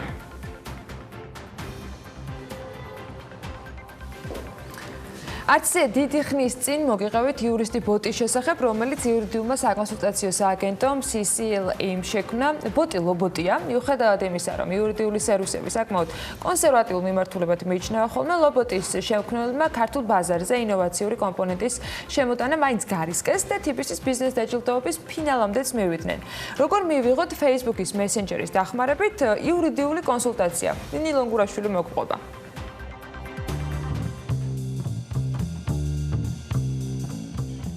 ლობოტი არის პირველი ქართველი იურისტი ბოტი. ლობოტის მთავარი პლუსი არის, რომ ადამიანი იურისტის ჩართულობის გარეშე ავტომატურ რეჟიმში უსწრაფესად და ფაქტობრივად 24 საათის განმავლობაში ახერხებს, რომ იურიდიული კონსულტაცია გაუწიოს მომხმარებლებს. დავიწყეთ ჩვენ თავიდან საჩივრების შედგენით და პრინციპი მდგომარეობდა რაში, რომ ლობოტს შეეძლო ადამიანის ჩართულობის გარეშე შეედგინა 2 წუთში საჩივარი მზა დოკუმენტი, რომელსაც მომხმარებელი პირდაპირ გამოიყენებდა. Facebook-ზე 2 წუთში მიწერით, მარტივად მიიღებდა ამ შედეგს. დავიწყეთ ახალი პროდუქტებისთვის სწავლა ბოტისთვის და 3 მიმართულებით განვავითარეთ ბოტი. პირველი ეს არის საჩივრები, რომელიც ძალიან პოპულარული იყო, მაგრამ დავამატეთ ახალი პროდუქტები. თავიდან გვქონდა მხოლოდ პარკირების ჯარიმებზე, დღეს დაახლოებით 6-7 ტიპის საჩივრის შედგენა შეუძლია, საპატრულო პოლიციის ჯარიმებზე, იგივე პარკირების ჯარიმებზე და ასე შემდეგ. დავამატეთ ხელშეკრულების შედგენის ფუნქციაც უკვე, მარტივი ნასყიდობის ხელშეკრულება, სესხის ხელშეკრულება და ასევე ძალიან პოპულარული გახდა ჩვენი პროდუქტი, როდესაც გადავედით მიღება-ჩაბარების აქტებზე. და ასევე დავიწყეთ სხვადასხვა მიმართულებით ინფორმაციების უბრალოდ კონსულტაციის გაწევა მომხმარებლებისთვის სხვადასხვა თემაზე. დავიწყეთ ამ ხრივაც უკვე ინგლისურენოვანი კონსულტაციის გაწევა და ვფიქრობთ, რომ ამ მიმართულებითაც განვავითაროთ, რომ იმ უცხოელებისთვის, რომლებიც შემოდიან საქართველოში, პირველადი გარკვეული შეკითხვები აქვთ, მიიღონ მარტივად, სწრაფად უკვე კონსულტაცია ავტომატურ რეჟიმში. რეალურად ჩვენ შემთხვევაში ძალიან მნიშვნელოვანი არის განვითარებაზე ორიენტაცია, ჩვენ მუდმივად ვართ შედეგზე ორიენტირებული, მათ შორის ძალიან მნიშვნელოვანი არის ჩვენთვის, რომ ეს პროდუქტი იყოს მასიური პროექტი, რისთვისაც ძალიან მნიშვნელოვანი არის, რომ მსგავს ავტორიტეტულ ბიზნეს დაჯილდოებებში წარმოვაჩინოთ ჩვენი პროდუქტი და ეს ბიზნეს დაჯილდოება ჩვენთვის რეალურად არის იმის შესაძლებლობა, რომ ეს ნდობა კიდევ უფრო გავამყაროთ მომხმარებლებში. ფინალისტობა უკვე საკმაოდ დადებითი მომენტი არის ჩვენთვის, რაც საშუალებას გვაძლევს, რომ მომავალში კიდევ უფრო კარგად დავინახოთ ბიზნესის გადმოსახედიდან ჩვენი პროდუქტის პერსპექტივები.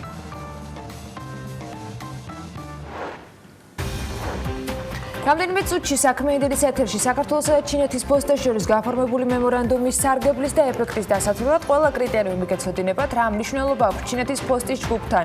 ჭიპოსტას შეთანხმებას, რომლის საფუძველზეც 5 თვის ვადაში ერთობლივი კომიტეტის შექმნიდან ინფორმაციული ტექნოლოგიების ავტომატიზაციის და სატრანზიტო ვადების გაუმჯობესების მიზნით კომერციულ, ტექნიკურ და მარკეტინგული მიმართულების დამუშავება უნდა მოხდეს. ლევან ჭიკვაიძე, საქართველოს პოსტის გენერალური დირექტორი, გაგვარკვევს დეტალებში, დაგველოდეთ.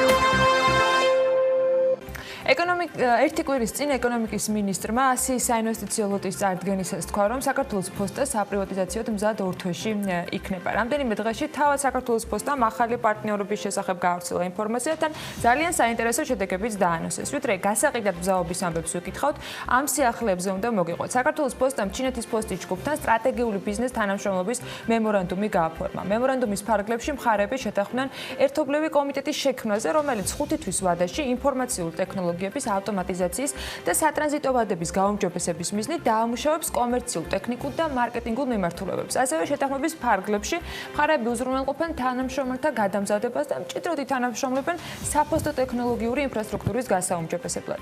ჩინეთის საფოსტო ჯგუფი, რომ ერთ-ერთი ყველაზე მსხვილი ჯგუფია, ეს ფაქტია და თანამშრომლობა მათთან რომ ძალიან საინტერესო უნდა იყოს ესეც, მაგრამ უფრო კონკრეტულად რას ველით ჩვენ ამას ლევან ჩეკვაიძისგან, საქართველოს პოსტის გენერალური დირექტორისგან მოვიკითხავთ, რომელიც საქმიანი დილის სტუდიაში შემოგვერდა. მოგესალმებით ბატონ ლევან და დიდი მადლობა იმისთვის, რომ ხართ ჩვენთან ერთად. რას გულისხმობს ეს თანამშრომლობა? მე ძალიან მოკლედ ვთქვი, მაგრამ ეს ჯგუფი არის საკმაოდ მსხვილი, ძალიან მსხვილი. საქართველოსთან შედარებით შეიძლება პარალელებს ვერ გავავალოთ ვერაფრით. რა ჯგუფი უნდა შეიქმნას 5 თვეში რას ველოდებით იმისათვის, რომ ვიცოდეთ, აი რა გავზომოთ შემდეგ, რაზე მიდის საუბარი და მსჯელობა. ინტერესებიდან გამომდინარე, ჩინეთის პოსტის ინტერესი, საქართველოს პოსტის ინტერესი და რატო შეირჩა საქართველოს პოსტა, აი თქვენს მიერ ჩამოთვლილი ნაწილობრივ პრობლემატური თემებიდან და ძირითადი პრობლემა, რაც დღეს ჩინეთის პოსტას გააჩნია, ეს გახლავთ ონლაინ ელექტრონული გზის გაყიდული პროდუქციის მხოლოდ 60%-ის გატარებას ახერხებს დღეს ჩინეთის პოსტა. იმდენად მზარდია, იმდენად დიდია რაოდენობა, რომ მისი ლოჯისტიკური დღესასწაული სქემები არ ყოფნის ამ პროდუქტის გატარებას და ჩინეთის პოსტის გარეთ რჩება 40% ამ პროდუქციის. საქართველოს რატო შეერჩა საქართველოს პოსტა? საქართველოს პოსტას თქვენს ეთერშიც მქონდა ამაზე საუბარი, საქართველოს პოსტას ჰქონდა კიდევ ერთი შეფასება მსოფლიო საფოსტო კავშირის მიერ ექსპერტები ჩამოვიდნენ, ადგილზე შეისწავლეს, შეაფასეს, სადაც მივიღეთ უმაღლესი მაჩვენებლები. შესაბამისად, ეს არის საინტერესო ჩინეთის პოსტისთვის, მიუხედავად ერთი შემადგენელი ეს გახლავთ გეოგრაფიული მდებარეობა, მეორე გახლავთ მის ეროვნული ოპერატორის გამართულობა. გამართულობა ნიშნავს დღეს ყველაზე მეტად პრობლემატური თემა გახლავთ მონაცემების გაცვლა, განსაკუთრებით საბაჟო პროგრამებთან ინტეგრაცია, რაშიც გამოვირჩევით და ერთ-ერთი საუკეთესო ვართ სხვა ოპერატორებს შორის. და მათთვისაც შესაბამისად მიმზიდველი ამ რა თქმა უნდა, ამის გამო გეოგრაფიული ერთი, მეორე კომპონენტი ჩვენი მზაობა და მზადყოფნა კომპანიის და ერთი კიდევ მათთვის საინტერესო, ეს არის სარკინიგზო მიმოსვლა, რომელიც ჩინეთის პოსტამ დღეს დაიწყო სარკინიგზო გზით გამოიყენებდა ისედაც ამ მიმართულებას, მაგრამ დიდი რაოდენობით გახლავთ ისეთი პროდუქცია ჩინეთიდან გამავალი, რომელსაც შეზღუდვები აქვს ავიაკომპანიებს.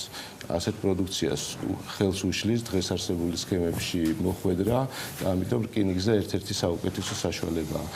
ერთ-ერთი შემადგენელი ნაწილია იმისი, რაც ამ 5 თვის განმავლობაში ჩვენ უნდა დავამუშაოთ. ერთი კვირის განმავლობაში შეიქმნება ერთობლივი კომიტეტი და 5 თვის განმავლობაში დამუშავდება ყველა შესაძლო ვარიანტები ჩინეთი და საქართველოს შორის, აი ამგვარი ურთიერთობით რისი გაკეთება შეიძლება შევძლოთ. ეს არის შანსი დღეს საქართველოს პოსტისთვის, ერთი რომ აქ არის საუბარი გადამზადებაზე თანამშრომლების, აქ არის ტექნოლოგიურ გადაიარაღებაზე და ისეთი პარტნიორი, როგორიც მასშტაბი რო წარმოვიდგინოთ. ჩინეთის საფოსტო ჯგუფი გახლავთ, მასში შედის ჩინეთის პოსტაც. ჩვენ ჩინეთის პოსტასთან არ გაგვიფორმებია მემორანდუმი, ეს არის საფოსტო ჯგუფი, რომლის შემადგენლობაშიც არის ჩინეთის პოსტა. ჩინეთის პოსტა ისედაც ჩვენი პარტნიორია ყველა სხვა დანარჩენ ქვეყნებთან ერთად. ეს იქნება ორმხრივად მომგებიანი შეთანხმება. ანუ არ არის მხოლოდ ჩვენთვის თქვათ რაღაცა სარგებლის მიღების საშუალება, ორმხრივად იქნება ინფორმაციის გაცვლა. რა ფორმატით შეიძლება რომ ამ სამუშაო ჯგუფმა ითანამშრომლოს, რა იგულისხმება თანამშრომლობის გადამზადებაში და რამდენად არის საქართველოს პოსტისათვის რა იგულისხმება ტექნიკურ თქვათ გაუმჯობესებაში და ტექნოლოგიურ გაუმჯობესებაში? ტექნოლოგიურ გაუმჯობესებაში იგულისხმება საფოსტო სორტირების უკეთესი ხარისხი. ეს გახლავთ ახალი ტექნოლოგიები, რითიც გამოირჩევა ჩინეთი, მაგალითისთვის თუ კი საქართველოს პოსტას შეუძლია მილიონი გზავნილის დამუშავება ერთ კვირაში, ამას ნახევარი დღის განმავლობაში ახერხებს დღევანდელი ტექნოლოგიურად შექმნილი საფოსტო სორტირების მანქანები. აი ეს არის მიმართულება, რაშიც დაჭირდება გადამზადება, გადაიარაღება დაჭირდება საქართველოს პოსტას და ამისთვის მზად არის ჩინეთის საფოსტო ჯგუფი, რომ შესაბამისი მონაწილეობა მიიღოს. ეს იქნება ამაში ფინანსურიც? რა თქმა უნდა, იგულისხმება ფინანსურიც და ეს ერთ-ერთი ყველაზე მნიშვნელოვანი და საინტერესო ნაწილია. ლევან, პირადად თქვენთვის ჩინურ მხარესთან გაქვთ ძალიან აქტიური ურთიერთობის გამოცდილება. ყოველთვის ამ მხარეს ნებისმიერ ბიზნესში ახასიათებს შედარებით გაგრძელებული ბიუროკრატიული მომენტები გადაწყვეტილების მიღებაში, რაც ხშირად არ ოქმნის დიდ კომფორტს პარტნიორებს მეორე მხარეს. თუნდაც ქართველები ვიყოთ აქეთ ამ მხარეს. დროში რამდენად თანხვედრი შეიძლება იყოს მათი სურვილები აი ამ შემდგომ იმისა, რამდენად სწრაფები იქნებიან გადაწყვეტილებაში. თუ გავითვალისწინებთ, რომ ხელშეკრულებას ხელი მოეწერა ამ ჯგუფის გენერალურ დირექტორთან და პირდაპირ დავალება მიიღო მომავალ წელს საფოსტო ოპერაციების საბჭოს თავმჯდომარეობის კანდიდატმა, ეს მსოფლიო საფოსტო კავშირის ეხება, დიახ. და თუ იმას გავითვალისწინებთ, რომ ეს ქალბატონი ერთ-ერთი ყველაზე გავლენიანი და ყველაზე მეტად გამოცდილია ამ საქმიანობაში და მისი აქტიური ჩართულობა მე იმედს მაძლევს, რომ არ ექნება ადგილი ისეთ შემთხვევებში, როგორიც გიორგი თქვენ აღწერეთ. ეხლა გეთანხმებით, რომ ასეთი ხშირად ყოფილა, თუმცა მე ამიტომ დასაწყისშივე ვახსენე, რომ ეს არის შანსი საქართველოს პოსტისთვის, რადგან აქ ბევრად კიდევ უფრო ბევრი ქვეყანაა ჩართული და სურვილი აქვთ, რომ საქართველოს ადგილი დაიკავონ. ის ადგილი, რომელიც დღეს მემორანდუმით შეიძლება, რომ დასაწყისად ჩავთვალოთ. ჩვენ უნდა გამოვიყენოთ ეს შანსი იმისთვის, ყველაფერი უნდა გავაკეთოთ იმისთვის, რომ ამ მემორანდუმით გათვალისწინებული ყველა პუნქტი მინიმუმ ჩვენი მხრიდან იქნეს სრულად შესრულებული. ამ შემდგომში ის რაოდენობა, რომელიც ახლა მე დავასახელებ, მასშტაბი რო წარმოვიდგინოთ, ალბათ ესეც უნდა ვთქვა, რომ ჩინეთის პოსტას აქვს 860.000, ყავს 860.000 თანამშრომელი და აქვს 80.000 სერვის ცენტრი, 20.000 ავტომატიზირებული სერვის ცენტრი და ჯგუფს უკვე ყავს თავისი ავიაკომპანია. აი მასშტაბი იმდენად დიდია, რომ ამაში ჩვენი სურვილი დღეს არის ვიწყებთ რეგიონიდან, რომ რეგიონში იყოს პირველ რიგში ჩინეთის მხარისთვის საინტერესო პარტნიორი წარმოდგენილი და შემდგომ ვფიქრობთ, რომ ევროპის მიმართულებითაც, რადგან ჩვენ საქართველოს პოსტას აქვს გაცვლის პუნქტი ჩეხეთში, ქალაქ პრაღაში. ამიტომ აი ეს ორი კომპონენტი, რომ ჩვენ შეგვიძლია რომ რეგიონს მომემსახუროთ სრულად. და გაისანდელი პერიოდი, ლევან, რაც ახსენეთ, ეხა პარალელურად მინდის უკვე ვიდეო, რომელიც ჩვენ ეს მოვასწარეთ სრულად, არის საუბარი, რომ ეს დავალება, რაც გაიცა უკვე ადგილზე, გულისხმობ უკვე ჩინელებს შორის ეს ურთიერთდავალებები 2020 იყო ნაგულისხმები, ხო? 2020 წელი. დიახ. 2020 წელი. ეს კომპანია უნდა აღვნიშნო, რომ თუ ზუსტად მახსოვს რიცხვი არის ასეულში თუ 113-15 ადგილზე არის Fortune-ის შეფასებაში, იმდენად მსხვილ კომპანიას Fortune 500-ის სიაში. ჩინეთის პოსტას გულისხმობ, ხო? კი, გლობალის სიაზე. მსხვილ და თავისთავად ყველანაირად საინტერესო არის ამ ჯგუფთან თანამშრომლობა, ძალიან ბევრი მიმართულებით, მithumetas, როდესაც ერთის მხრივ ლოჯისტიკის ნაწილის გამართულებასობა და მეორე მხრივ უკვე გეოგრაფიული მიმართულებით შესაძლო პერსპექტივების გამოყენებაზე. თან იმ ფონზე მე ყოლად არ მიხსენებია და ეს წეშ და აუცილებლად ამ თემაზეც უნდა გითხოთ, როცა ზუსტად ერთი კვირის წინ ნათია თურნავამ თქვა, რომ საქართველოს პოსტა ემზადება საპროექტო. ჩვენ ამ თემაზე გვისაუბრია ბევრჯერ, რომ პოსტამ ის გზა გაიარა, როდესაც მან შეძლო, რომ გამართული სტრუქტურა უკვე დღეს ინვესტორისათვის საინტერესოდ შეეთავაზებინა. აი ეს ორი თვე რა ეტაპი არის, რა აქვს დარჩენილი საქართველოს პოსტას, აიმისოთ, რომ ეს მზაობა დადგეს, როცა შეგვეძლება, რომ ერთ-ერთი მსხვილი საინვესტიციო, თქვათ, ლოტი ჰქონდეს ქვეყანას. ორი თვე თვითონ პირდაპირ პროფილური საქმიანობიდან გამომდინარე არ ეხება ახლა ეს ორთვის სამუშაო, ეს გახლავთ იმ აუდიტის სამუშაო, რომელიც ასრულებს კომპანიის როგორც ბიზნესის შეფასებას და შემდგომი ეს არის ბიზნეს საინვესტიციო გეგმის მომზადება, რომელიც საბოლოოდ პრივატიზებით უნდა დასრულდეს და მე მოხარული ვარ, რომ დღეს მიაღწია კომპანიამ იმ ზღვარი არა ალბათ იმ მდგომარეობას, როდესაც ღიაა და მზად არის ინვესტიციების მისაღებად და საინტერესო გახდა ინვესტორისთვის.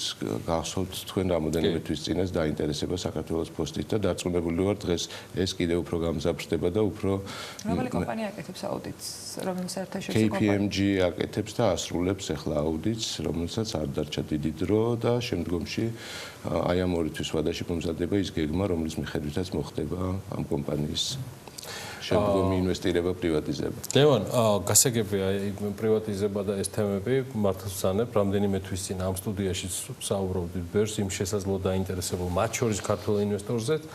მე ახლა უფრო მაინტერესებს თითქმის კომპანიის მდგომარეობა 2019 წელი პირადად თქვენთვის, როგორც ხელმძღვანელისთვის კომპანიის რითი იყო გამორჩეული.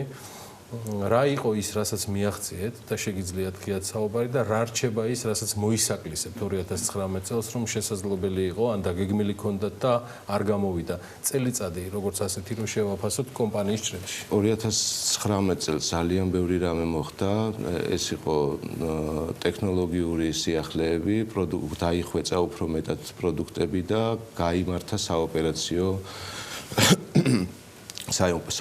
ქსელი, რამაც გამოიწვია ის პოზიტივი, რა თქმა უნდა, ჩვენ ველოდებოდით ამ შემოწმებას, ქონდა წინასწარ ინფორმაცია, რომ მსოფლიო საფოსტო კავშირი აპირებდა სრულად როგორც ტექნოლოგიურ მდგომარეობას, ასევე საოპერაციო გამართულობას. აი ამისთვის მოვემზადეთ სრულყოფილად, თუ არ გავითვალისწინებთ ახლა იმ პროდუქტებს, რომელიც ჩვენ შევთავაზეთ 2019-ში, ეს იყო ემიგრანტებისთვის, იტალიაში და საბერძნეთში მცხოვრები ემიგრანტებისთვის დაბალფასად მათთვის ამანათის ორივე მიმართულებით მიწოდება და ნუ ძირითადი პროდუქტებს აღარ დაუბრუნდები, ძირითადი ეს გახლდათ ის ფინანსური მდგომარეობაც გაუმჯობესდა კომპანიაში და საოპერაციო გამართულობა, რამაც შედეგად აი ეს მოგვიტანა ასეთ ჯგუფთან მემორანდუმის და შემდგომი თანამშრომლობის ნაწილში ასევე დამატებული სისტემები საბაჟოების როცა შემოწმების თქო ახალი სისტემები აქაც მოწინავე პოზიციაზე ვართ არა მხოლოდ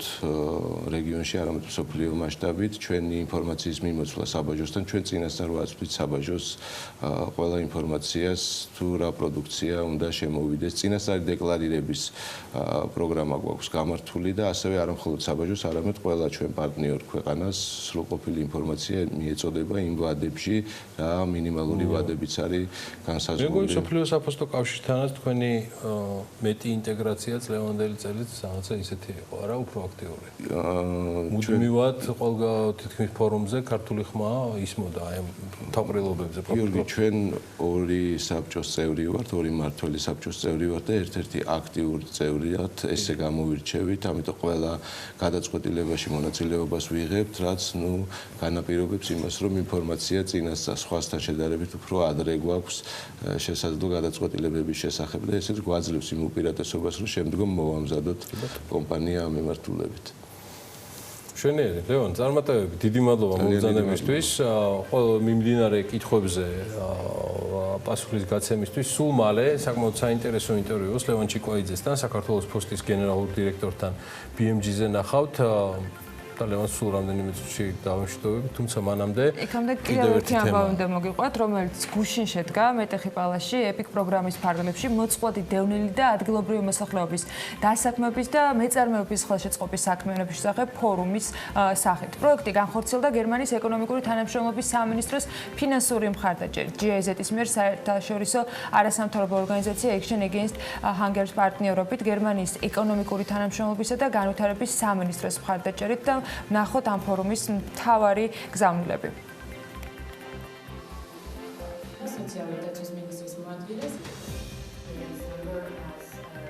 მეწარმეობა სოციალური ინკლუზიისათვის, რომელშიც 200-მდე მეწარმე მონაწილეობდა პროგრამის მოწყვლადი დევნილი და ადგილობრივი მოსახლეობის ეკონომიკური და სოციალური ჩართულობის ხელშეწყობა სამხრეთ კავკასიაში ფარგლებში არის ორგანიზებული.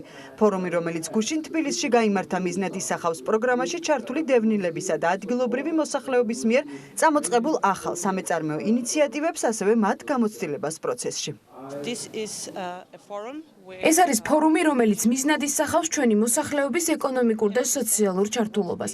პროგრამაში ჩართულ ბენეფიციარებსა და მონაწილეებს შესაძლებლობა აქვთ გამოფინონ საკუთარი ნაწარმი და ამ კუთხით წარმოაჩინონ პროგრამაში ჩართული ქართველი მოსახლეობის მიერ წამოწყებული ახალი სამეწარმეო და ბიზნეს ინიციატივები. აღნიშნული ღონისძიება ორგანიზებულია გერმანიის საერთაშორისო თანამშრომლობის ორგანიზაციის მიერ და სოციალური ჩართულობის ხელშეწყობის პროგრამა გერმანიის ეკონომიკური თანამშრომლობისა და განვითარების სამინისტროს მხარდაჭერით ხორციელდება. პროგრამის ფარგლებში ვფიქრობ, კარგად ვიმუშავეთ საქართველოში, რადგან აღმოვაჩინეთ ბევრი საინტერესო მეწარმე. პროგრამაში ჩართული მონაწილეების უმეტესობა უკვე დასაქმდა. ნაწილს კი ხელი შეეწყო განევითარებინა თავისი ბიზნესი სხვადასხვა მიმართულებით. ღონისძიება პროგრამაში ჩართული მეწარმეებისათვის იძლევა შესაძლებლობას წარმოაჩინონ საკუთარი ნივთები. გარდა ამისა, ღონისძიებაზე მოწვეული იყვნენ წარმატებული მეწარმეები, რომლებიც თავიანთ წარმატების ისტორიას უზიარებდნენ, ახალბედა მეწარმეებს და მენტორობას უწევდნენ. ვარ ბედნიერი ეპიკის მიერ მომზადებული ფორუმით. დღეს მე გავიცანი ქართველი მეწარმეები, რომლებიც დღეს აქ გაერთიანდნენ და სასიხარულოა, რომ ბენეფიციარები არიან საქართველოს ყველა კუთხიდან. კახეთი, ქუთაისი, ბათუმი. კარგია, როცა დაინტერესება დიდია, რადგან ასეთი სახის ფორუმები მათ აძლევს შანსს ბიზნესი მეტად განავითარონ, მოისმინონ და მიიღონ პროფესიონალებისგან გამოცდილება და ეს შემდეგ თავის საქმიანობაში გამოიყენონ. ეპიკის პროგრამის ფარგლებში განხორციელდა მოწყვლადი დევნილი და ადგილობრივი მოსახლეობის დასაქმებისა და მეწარმეობის ხელშემწყობის საქმიანობები, რომლის მეშვეობითაც 150 მონაწილე უკვე დასაქმდა, ხოლო 84 მათგანს ხელი შეეწყო წამოიწყო თუ განევითარებინა თავისი ბიზნესი. ევროპა და საქართველოს სარგებელი და გამოწვევები რეკლამის შემდეგ მსოფლიო ადამიანის უფლებების საერთაშორისო კვირაულის ფარგლებში იმ სტანდარტებზე უნდა ვისაუბროთ, რომელიც საქართველოსა და ევროკავშირს შორის არსებული ასოცირების შეთანხმებით და ასევე DCFTA-ით არის განსაზღვრული და რომელიც უპირველეს ყოვლისა საქართველოს მოქალაქეების ცხოვრების დონის ამაღლებაზე ახდენს ზეგავლენას. საქართველოს აკრედიტაციის ცენტრის გენერალური დირექტორის მოადგილე გიორგი ჩიტაძე უნდა შემოგვიერთდეს რამდენიმე წუთში.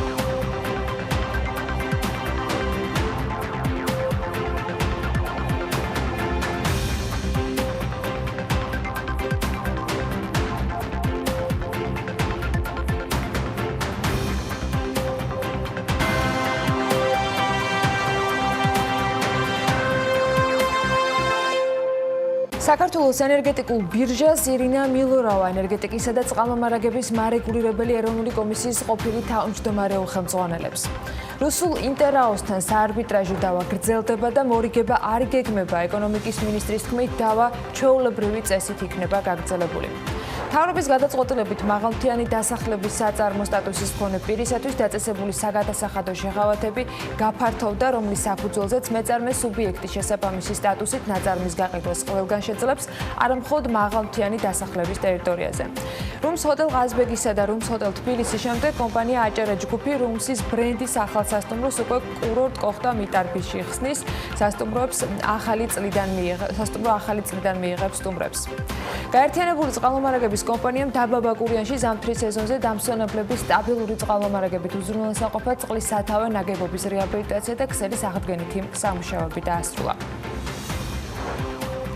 აი ესეთი წელს საქართველოში 4.9% ეკონომიკური ზრდას ვარაუდობს ორგანიზაციის ექსპერტების გათვლებით მეოთხე კვარტალში ეკონომიკა 4.9%-ით გაიზრდება, მესამე კვარტალში არსებული 5.7%-იანი ზრდის შემდეგ.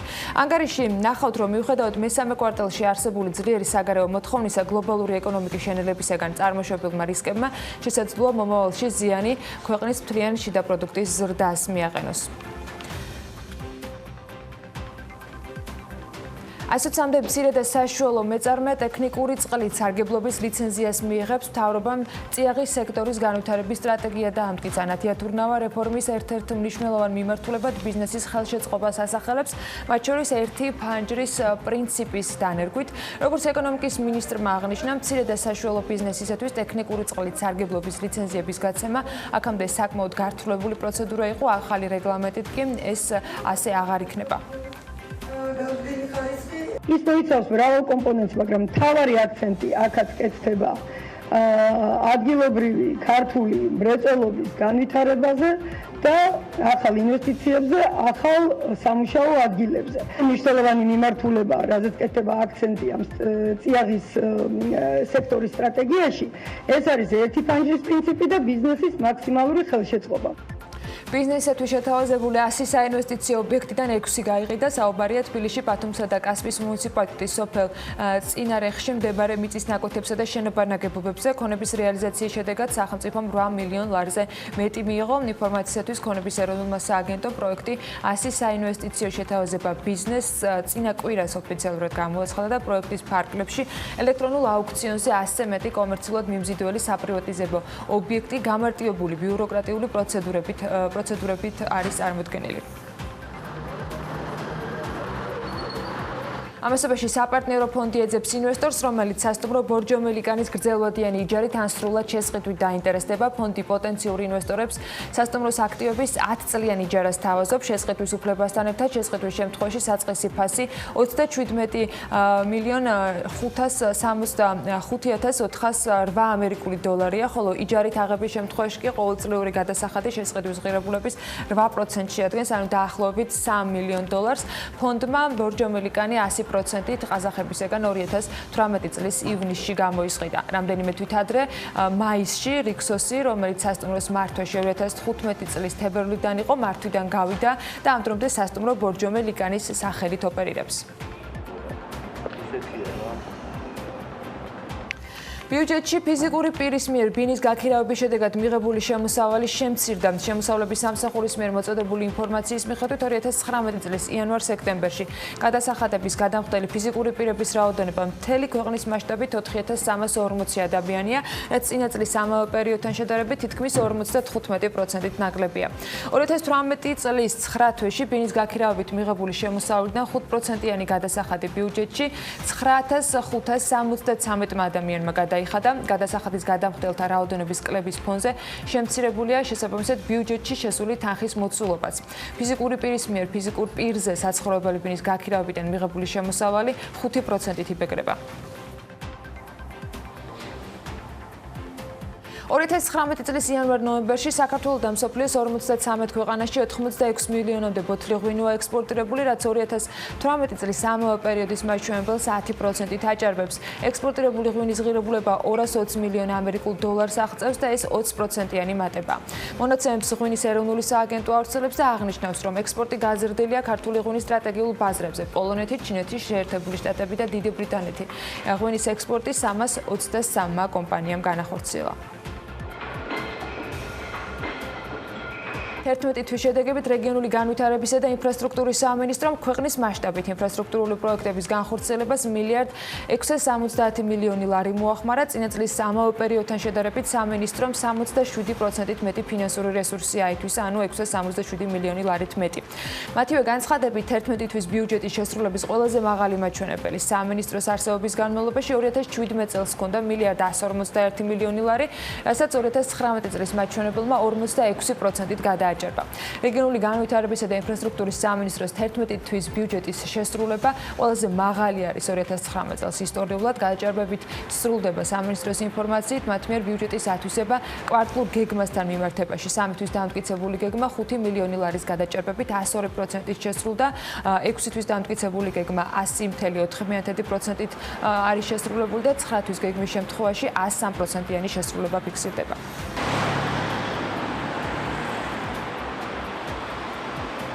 ჯარის ინფრასტრუქტურის მოდერნიზაციასა და თანამედროვე ინვენტარით აღჭურვაზე 2020 წელს 100 მილიონი ლარი დაიხარჯება, ანუ 4-ჯერ მეტი ვიდრე მიმდინარე წელს. თავდაცვის სამინისტრო ყაზარმების, სასადილოების, სასაწყობე და დამხმარე ნაგებობების კაპიტალურ რეაბილიტაცია მშენებლობას, ღია და დახურულ სივრცეში მულტიფუნქციური სტადიონებისა და სპორტ დაბაზების მოწყობის დასრულებას მომავალი წლის ბოლომდე ვარაუდობს.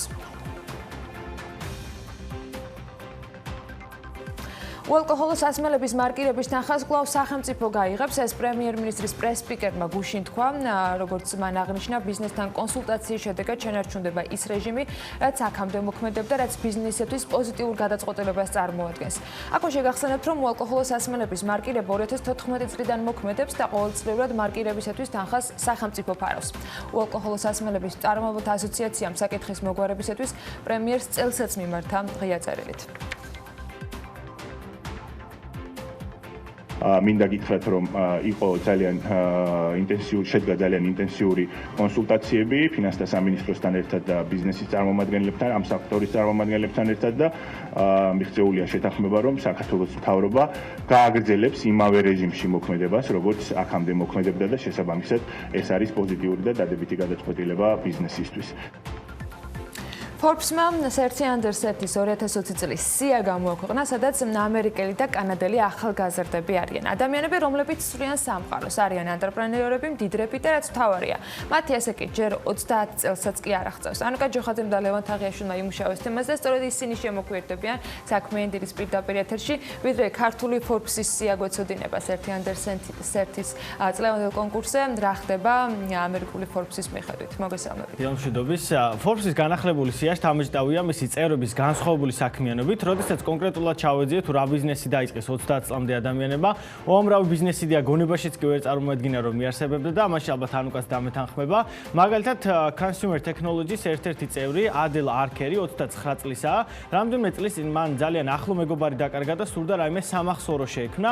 აღმოაჩინა რომ ადამიანების გარდაცვალების შემდეგ მათი ფერფლისგან შეიძლებოდა ბრილიანტის დამზადება და წარმოედგინეთ ეს გახდა სტარტაპის შექმნის ინსპირაცია. ერთი ბრილიანტის მინიმალური ფასი $3000 და მის დამზადებას დაახლოებით 10 თვე სჭირდება. ადელის კომპანია ეთერნევას შემოსავლებმა დიდი ხანია 6 ციფრიან ნიშნულს გადააჭარბა და 30 სიაში საპატიო ადგილიც აქვს დაკავებული.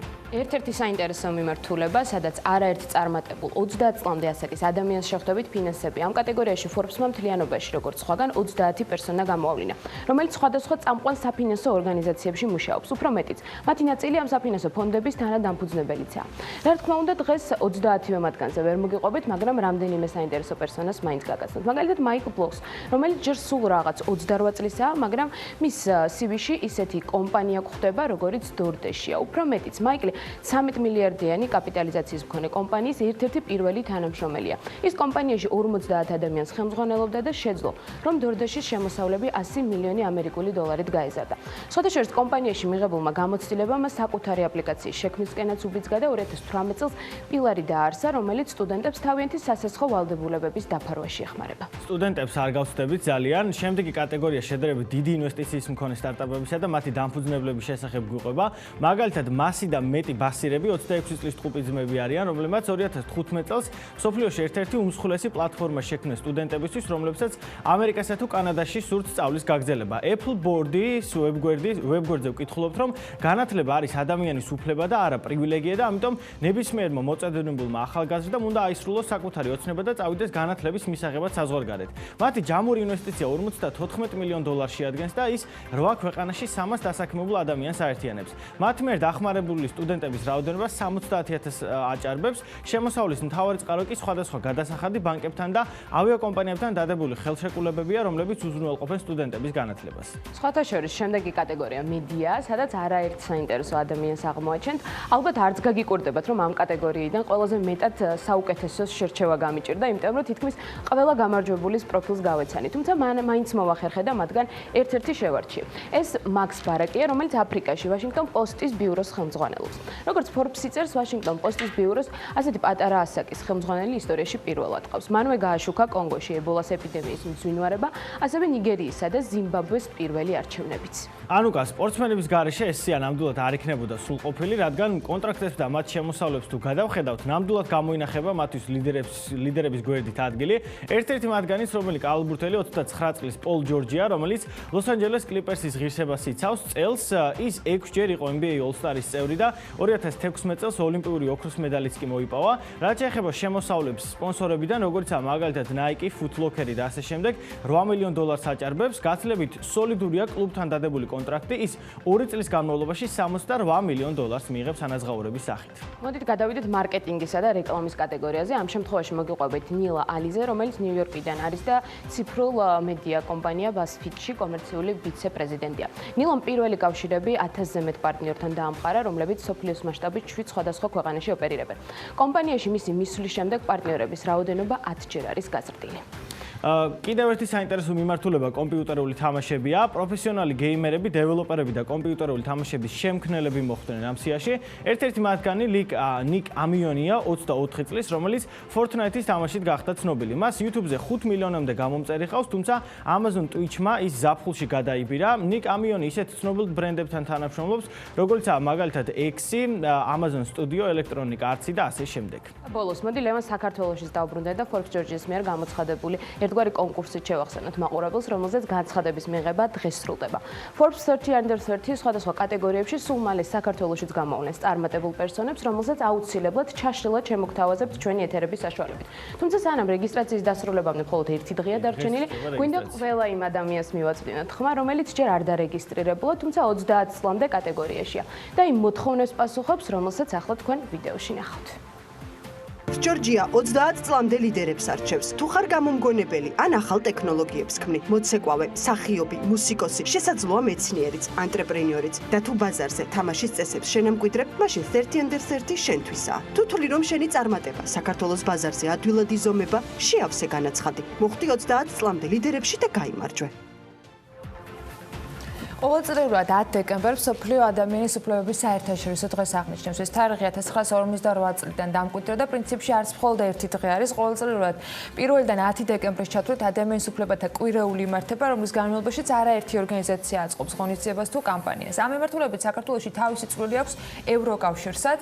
ადამიანის უფლებების საქართველოსა და ევროკავშირის შორის ასოცირების ხელშეკრულების განუყოფელი ნაწილია, რითაც საქართველო ვალდებულებას იღებს მიიღოს მდგრადი ზომები დემოკრატიისა და ადამიანის უფლებების ხელშეწყობის კუთხით. ევროკავშირი თავის მხრივ მუშაობს მთავრობასთან და სხვადასხვა საერთაშორისო თუ არასამთავრობო ორგანიზაციასთან ერთად ამ მხრივ პროექტებს მხარს რამდენიმე მიმართულებითაც უჭერენ. ამ კონკრეტულ მიმართულებებზე და წლევანდელი კვირეულის თემატიკაზე უკვე ჩვენ სტუმართან გიორგი ჩიტაძესთან საქართველოს აკრედიტაციის ცენტრის გენერალური დირექტორის მოადგილესთან ვისაუბრებთ, რომელიც სტუდიაში შემოგვერდა. მოგესალმებით. მადლობა ხართ ჩვენთან ერთად. ხوار დაგაბნია ცოტა დავიბენ ადამიანის უფლებებს. არა, აქ საუბრობთ იმ ნაწილზე, რომელიც ეხება იმ მიმართულებას, რაც არის ასოცირების შეთანხმებით და ამავე დროს ეხება ადამიანებს და ეს არის მხოლოდ ვალდებულებები და ეს არის ის სარგებელი, რაც ადამიანებმა შეიძლება მიიღონ. გამარჯობათ. პირველ რიგში მივესალმებით თქვენს მაყურებელს და აუცილებლად მინდა ერთი რაღაც ვთქვა და დიდი მადლობა მინდა გადაგიხადოთ თქვენ თქვენს ორგანოს ვთქვათ ტელევიზიას იმისთვის რომ რაღაც ესე განგრძობითად მუდმივად აშუქებს თემებს რომელიც დაკავშირებული არის ჩვენი ქვეყნის ევროინტეგრაციასთან და რაც ძალიან მნიშვნელოვანი არის ჩვენთვის და რა თქმა უნდა მოსახლეობისთვის რომ მათ კონდეს სწორი ინფორმაცია და ასე ვთქვათ თვალი ადევნონ იმ განვითარებებს რაც ამ მიმართულებით ხდება. მე არ ვარ ის ადამიანი რომელმაც ალბათ ადამიანის უფლებებზე შეიძლება ისაუბროს ამ შემთხვევაში მაგრამ მე შემიძლია ვისაუბრო მაგალითად DC-ზე ღრმა და ყოვლისმომცველი თავისუფალი სავაჭრო სივრცის შესახებ შეთანხმება. ღირსეული ცხოვრების ხო, რა საკურველია. ამ მიმართულებით რომ შევხედოთ და ამ ღირსეული ცხოვრების პირობებთან დაკავშირებით ჩვენთან იგი ბევრჯერ გვისაუბრია ამაზე, როცა ბევრჯერ გვიხსენებია, რომ სადამსჯელო ღონისძიებად აღიქმება ის ვალდებულებები, რომელიც საქართველოს აქვს ამ ხელშეკრულებით აღებული. პრობლემური ხშირ შემთხვევაში არის ხოლმე ბიზნესისთვის ერთიანად ყველაფრის თქვათ მიწოდება, რომ ეს ყველაფერი დააკმაყოფილო, მაგრამ არის ეტაპები, რომელიც ქვეყანამ უნდა გაიაროს და რომელიც მნიშვნელოვანი არის დასაქმებულებისათვის, დამსაქმებულებისათვის, ყველა იმ ადამიანისათვის, ვინც ამ ქვეყანაში ცხოვრობს. აი დღეს სადა ვართ, რა ეტაპზე ვართ, ამით დავიწყოთ საუბარი. ხო, პრინციპში პირველ რიგში შეგვიძლია გითხრათ, რომ დღევანდელი მდგომარეობით თუ გადავხედავთ შესრულების მიმდინარეობას, კიდევ ასე ვთქვათ, მოხარულები ვარ თქვათ ის, რომ საქართველოს ინარჩუნებს ლიდერის პოზიციას. მე ვგულისხმობ სამ ქვეყანას, ამ შემთხვევაში მოლდოვას, საქართველოსა და უკრაინას, რომელსაც ასოცირების შეთანხმება გააჩნია ღრმა და ყოვლისმომცველი თავისუფალ სავაჭრო სივრცესთან ერთად ევროკავშირთან და სწორედ ამ მიმართულებით ჩვენ ვახორციელებთ ამ რეფორმებს სხვადასხვა სექტორში და თქვენ მართალი ბრძანეთ, ანუ ჩვენი ასე ვთქვათ, ძირითადი მიმართულება არის, რომ ამ რეგულაციებს არ შეიძლება შევხედოთ, რომ რაღაცა არ ვიცი რთულად შესაძლებელი არის, მაგრამ რაღაცა აუცილებლად უნდა გაკეთდეს იმ მიმართულებით იმისთვის თუ გვინდა ჩვენ რომ ასე ვთქვათ ერთხელ და სამუდამოდ დაირღვეს ის ჯაჭვი თუ ესე ვთქვათ ჩარჩო რომელშიც ქვეყანა არსებობდა და გადავიდეთ ასე ვთქვათ ევროპულ ღირებულებებზე და ფასეულობებზე და აი ეს ევროპული ყოველდღიური ცხოვრება გახდეს ჩვენი ყოველდღიური ცხოვრების ნაწილი. ხა სულ მიწევს ხოლმე საუბარი ადამიანებთან, რომლებსაც ხვდები სხვადასხვა ტრენინგის თუ სხვადასხვა ასე ვთქვათ ფორმატებში და მუდმივად ვეუბნები, რომ აი მაგალითად აი მარტივი არის, ხო? რაღაცა ცელოფნის რა ქვია, ცელოფნის რეგულირება, რომელიც მაღაზიებში იყიდებოდა, რეალურად ჩანაცვლდა. ხო, არა, ცვლის ჩვენ ცხოვრების მე სხვანაირად მინდა შეგახედოთ, ანუ ცვლის ჩვენი ცხოვრების რეალობას. ეხლა დღეს უკვე მე ან თქვენ მაღაზიაში რომ მიბრძანდებით, უნდა ჯერ იფიქროთ იმაზე, რომ წაიღოთ სახლიდან რაღაცა ჩანთა, დიახ, რომელშიც ჩააწყობთ რაღაცა ამ პროდუქტს, რომელსაც შეიძინეთ მაღაზიაში.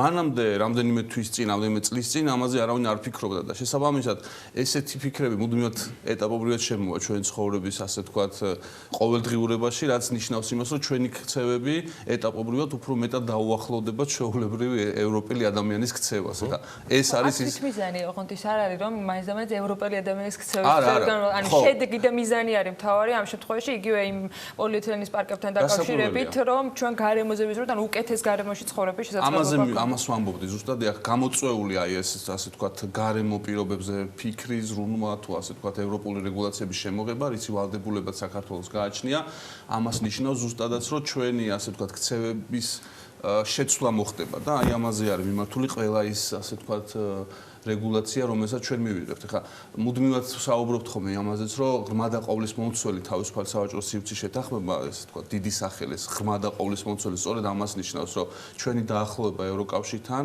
აი ამ რეგულაციებით გამოიწვევს ღრმად დაახლოებას და ნიშნავს იმას, რომ ყოველდღიურ ცხოვრებაში, ჩვენს ყოველდღიურ ცხოვრებაში უფრო მეტად შემოვა ის ევროპული პრაქტიკა, ის ევროპული ღირებულებები, რომლებიც გააჩნია აი ამ მიმართულებით. დარწმუნებული ვარ, ნაფიქრი გაქვთ ამაზე, ჩემი ეს კითხვა რაც არის ის რასაც ჩვენ გადავცემთ წმინდა ტექნიკური ტერმინოლოგიით, რომ ეს არის ვალდებულება, რომ ეს არის ხელშეკრულება.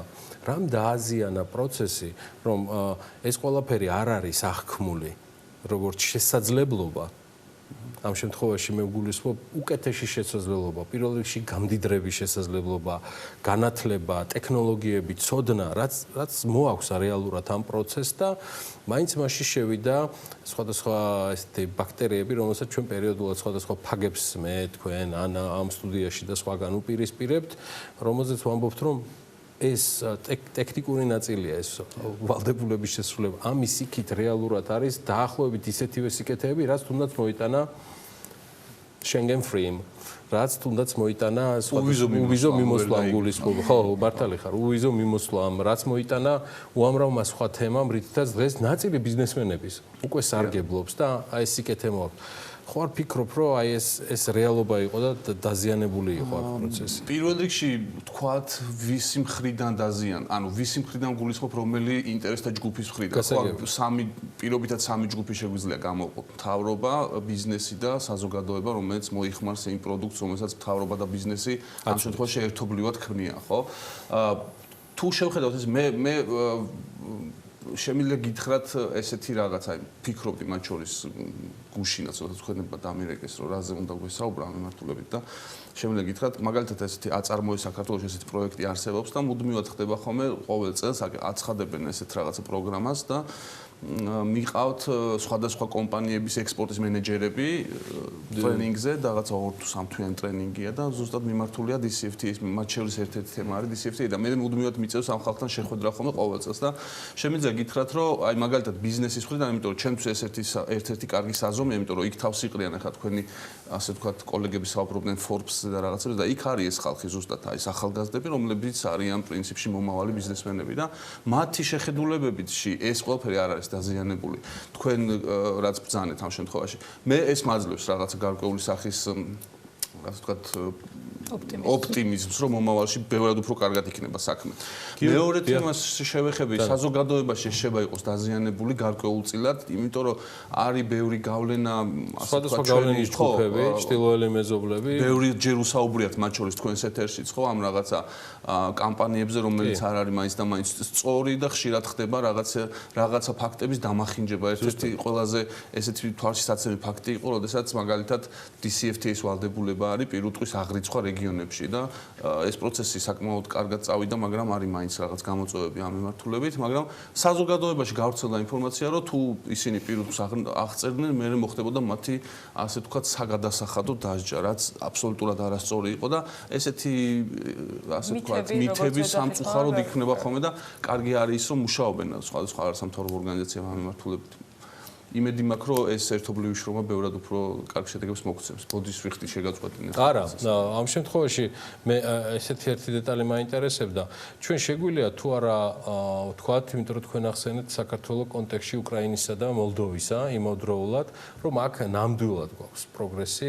რამდენად შედარებადია, გიორგი, შენი გადმოსახედიდან ჩვენი შესრულებული ვალდებულებები და სწრაფვა, რომ დავადაროთ თუ გვაქვს ესეთი ინფორმაცია, რა შვებიან ჩვენს alongside გომი ეს ორი ქვეყანა მან რა პროგრესი გვაქვს ვუსწრებთ გვისწრებს თუ არა რომელიმე შესრულებაში ვთქვათ უკრაინა ან მოლდოვა ხო ერთ-ერთი კარგი საზომი ამ შემთხვევაში ნამდვილად არის რაც ახლა მე თქვენ გეტყვით მაგალითად გუშინ 2 დღის წინ გავხდით ბრიუსელში და აქ არის ესე ვთქვათ ესეთი ერთგვარი პლატფორმა შექმნილი სადაც ხდება შეფასება ტვინინგის პროექტები არსებობს მაგათ შორის და ეს არის კარგი საზომი და ხა საზოგადოებას აუხსნი რაში მდგომარეობს ამისი არსი ეს არის ის როდესაც ევროკავშირის შესაბამისი უწყებები საქართველოს უკრაინის და მოლდოვის შესაბამის უწყებებს ეხმარებიან სხვადასხვა ვალდებულებების შესრულებაში იმიტომ რომ ხშირ შემთხვევაში ჩვენ არ გვაქვს გამოცდილება არც ისტორიულად მათ შორის რომ დავნერგოთ სხვადასხვა ევროპული რეგულაციები და შესაბამისი ხალხი ასე ვთქვათ ექსპერტების ევროპული ქვეყნების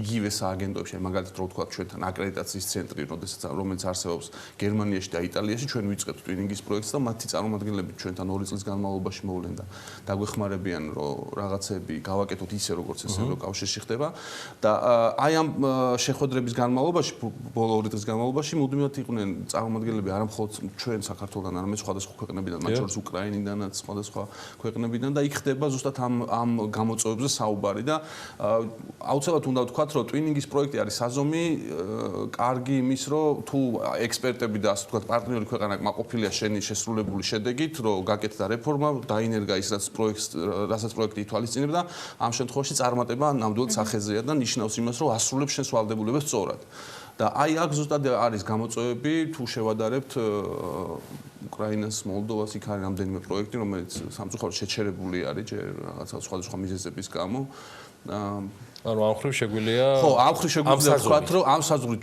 შეგვიძლია ვთქვათ რომ ლიდერები ვართ არა მხოლოდ ამ ქვეყნებთან არამედ იქ არის კიდე სხვადასხვა ქვეყნები არა მხოლოდ აღმოსავლეთ პარტნიორობის ქვეყნებზე არის საუბარი არამედ ქვეყნებზე აფრიკის ტუნისიდან და სხვადასხვა და მოდი ჩვენი საუბრის რეზუმირების ნაწილში რა გადავიტანოთ შევეცადოთ მაინც ანასთან ერთად გადავიტანოთ ის საუბრები რაც ხშირად გვაქვს ერთმანეთში სატელევიზიო კამერის მიღმა რა აქვს რეალურად საქართველოს ყველა მის ჯგუფს დაინტერესებულ შექმნელს აქტიურს ბენეფიციარებს მათ შორის ჯამში გასაკეთებელი რომ მე აღარ ვსაუბრობ ეს თქვა დამაზიანებელ ჯგუფებს ისინი მუდმივად იარსებებენ და ამისთვის უბრალოდ უნდა იყოს პროცესი რომელიც უნდა მიდიოდეს წინ რას ისურვებდი პირადად და რაზე შეიძლება უფრო მეტად გაკეთდეს აქცენტირება საიმისოდ რომ ბენეფიციარებმაც პროცესში ჩამრთულებმაც ლოკომოტივებმაც პოლიტიკის დამოუკიდებლებმაც და გადაწყვეტილების მიმღებებმა მეტი გაზი მისცენ იმ თემას რაც შეიძლება უკეთესად დამკვიდრებს. გულისხმობ მეტი ევროპა საქართველოში. ცალსახად ცხადია ვსაუბრობ ხო ძირითადად DCFTA-ის ფარგლებში არ მინდა მესმის მეც სხვაზე შემთხვევაში ვერაფერს პირველ რიგში უნდა ვთქვათ რომ იმის გათვალისწინებით რომ DCFTA თავისი შინაარსით აი სამ ჯგუფს ეხება რომელიც მე ჩამოვთვალეთ მაგრამ საზოგადოება ბიზნესი და სახელმწიფო რომელიც ახორცებს რაღაცებს, მაგრამ აუცილებელი არის ჩემი აზრით სახელმწიფოს მხრიდან კიდევ უფრო მეტი გააქტიურება და ეს ყოველთვის შეიძლება კიდევ უფრო მეტი იყოს რა, ანუ აქტიობა ხო, ჩვენ როდესაც ვახცევთ რაღაცა შედეგს, ყოველთვის გვინდა რომ კიდევ უფრო მეტი მიგვეღწია, ან უფრო სწრაფად მიგვეღწია ამისთვის და აქ ამ შემთხვევაში არ არის იოლი რო განსაზრო კარგია ის შედეგი თუ არა. რაც გვაქვს ამ შემთხვევაში არის ყველაზე კარგი რაც ხვებს აქვთ პროგრესს თუ გავითვალისწინებთ. მეორე მიმართულება ბიზნესთან დაკავშირებით მე ვიტყოდი ერთ რაღაცას რომ ბიზნესი უნდა იყოს ცოტა უფრო თამამი თავის გადაწყვეტილებებში და უფრო მეტი უნდა იზრუნოს. ანუ იმაზე რომ რესურსის და ინვესტიციის ჩადება იმისთვის რომ ევროპული სტანდარტი დაანერგო მაგალითად ჩვენს საქმიანობაში, როცა მე ამ შემთხვევაში მეწარმეს გულს არა რომელიმე კონკრეტულ არამედ ზოგადად ეს ნიშნავს იმას, რომ აი ეს უნდა გაიცნობიონ კარგად, რომ პროდუქციას თუ ისინი დღეს ევროპული სტანდარტების გარეშე წარმოებულ პროდუქციას ყიდიან პირობითად, არ ვიცი, 5 ქვეყნის ბაზარზე, რაღაც ჩვენი ტრადიციული სამეზობლო ბაზრებზე, ამ ევროპული სტანდარტის ასე ვთქვათ, ინვესტიციის გაკეთებით, რომ ევროპული სტანდარტები იქნას მათთან დანერგილი, ნარჩუნდება ეს 5 და მას ემატება კიდე 500 მილიონი სხვა. აი ეს ამ ნაწილში გააზრება უჭით ხშირად ჩვენს მეწარმეებს, რასაც ესე ვთქვათ, ჩემი აღქმა არის, რასაკვირველია კიდე ერთხელ ხაზს გავუსვამ, არ ვსაუბრობ ყველაზე, მაგრამ ამ შემთხვევაში საუბრობ კომპანიებზე, რომლებსაც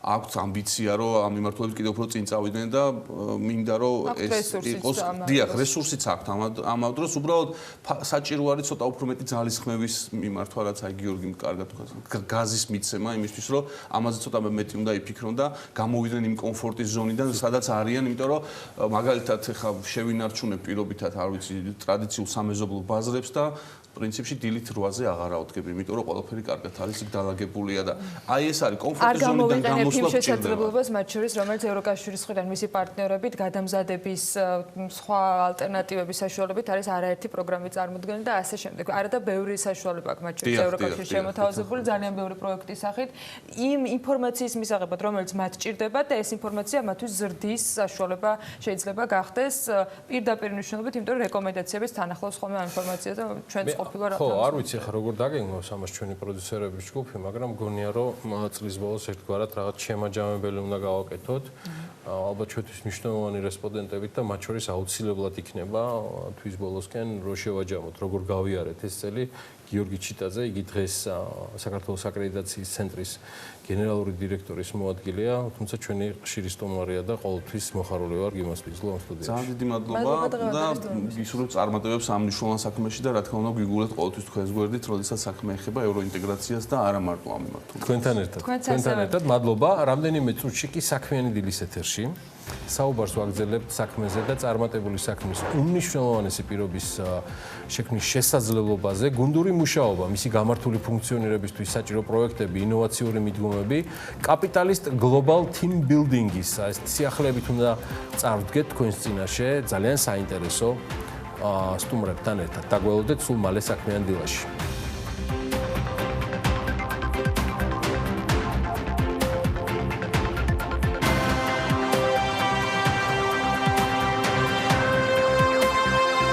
თანამედროვე ღონისძიებები კატალისტისაგან თიბილდინგის მიმართულებით ამაზე უნდა ვისაუბროთ საქმიანი დილის ეთერში. კატალისტ გლობალ თიბილდინგი არის საერთაშორისო მსოფლიო გლობალური ბრენდი, რომელიც მოხმარებელს თიბილდინგის მიმართულებით ყველაზე ინოვაციურ ტექნოლოგიებზე დაფუძნებულ საინტერესო სახალისო პროგრამებს თავაზობს 40-ზე მეტ რეგიონში. საქართველოში რა პროგრამა არის შემუშავებული, რა სიახლეები აქვს ამ კომპანიაში ქართული კომპანიებისათვის და რა ფორმით შეიძლება ამ ყველაფრის შეთავაზება თანამშრომლებისათვის. ამაზე ვისაუბრებთ ჩვენ სტუმრებთან.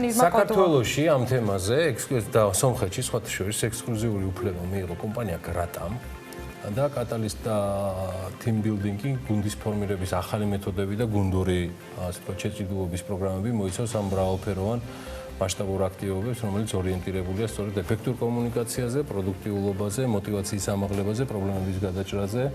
თუ არსებობს და მერწმუნეთ რომ ხშირად არსებობს, მათ შორის გუნდის შიგნითაც კონფლიქტების მოგვარებასა და ურთიერთმდობის გაძლიერებაზე.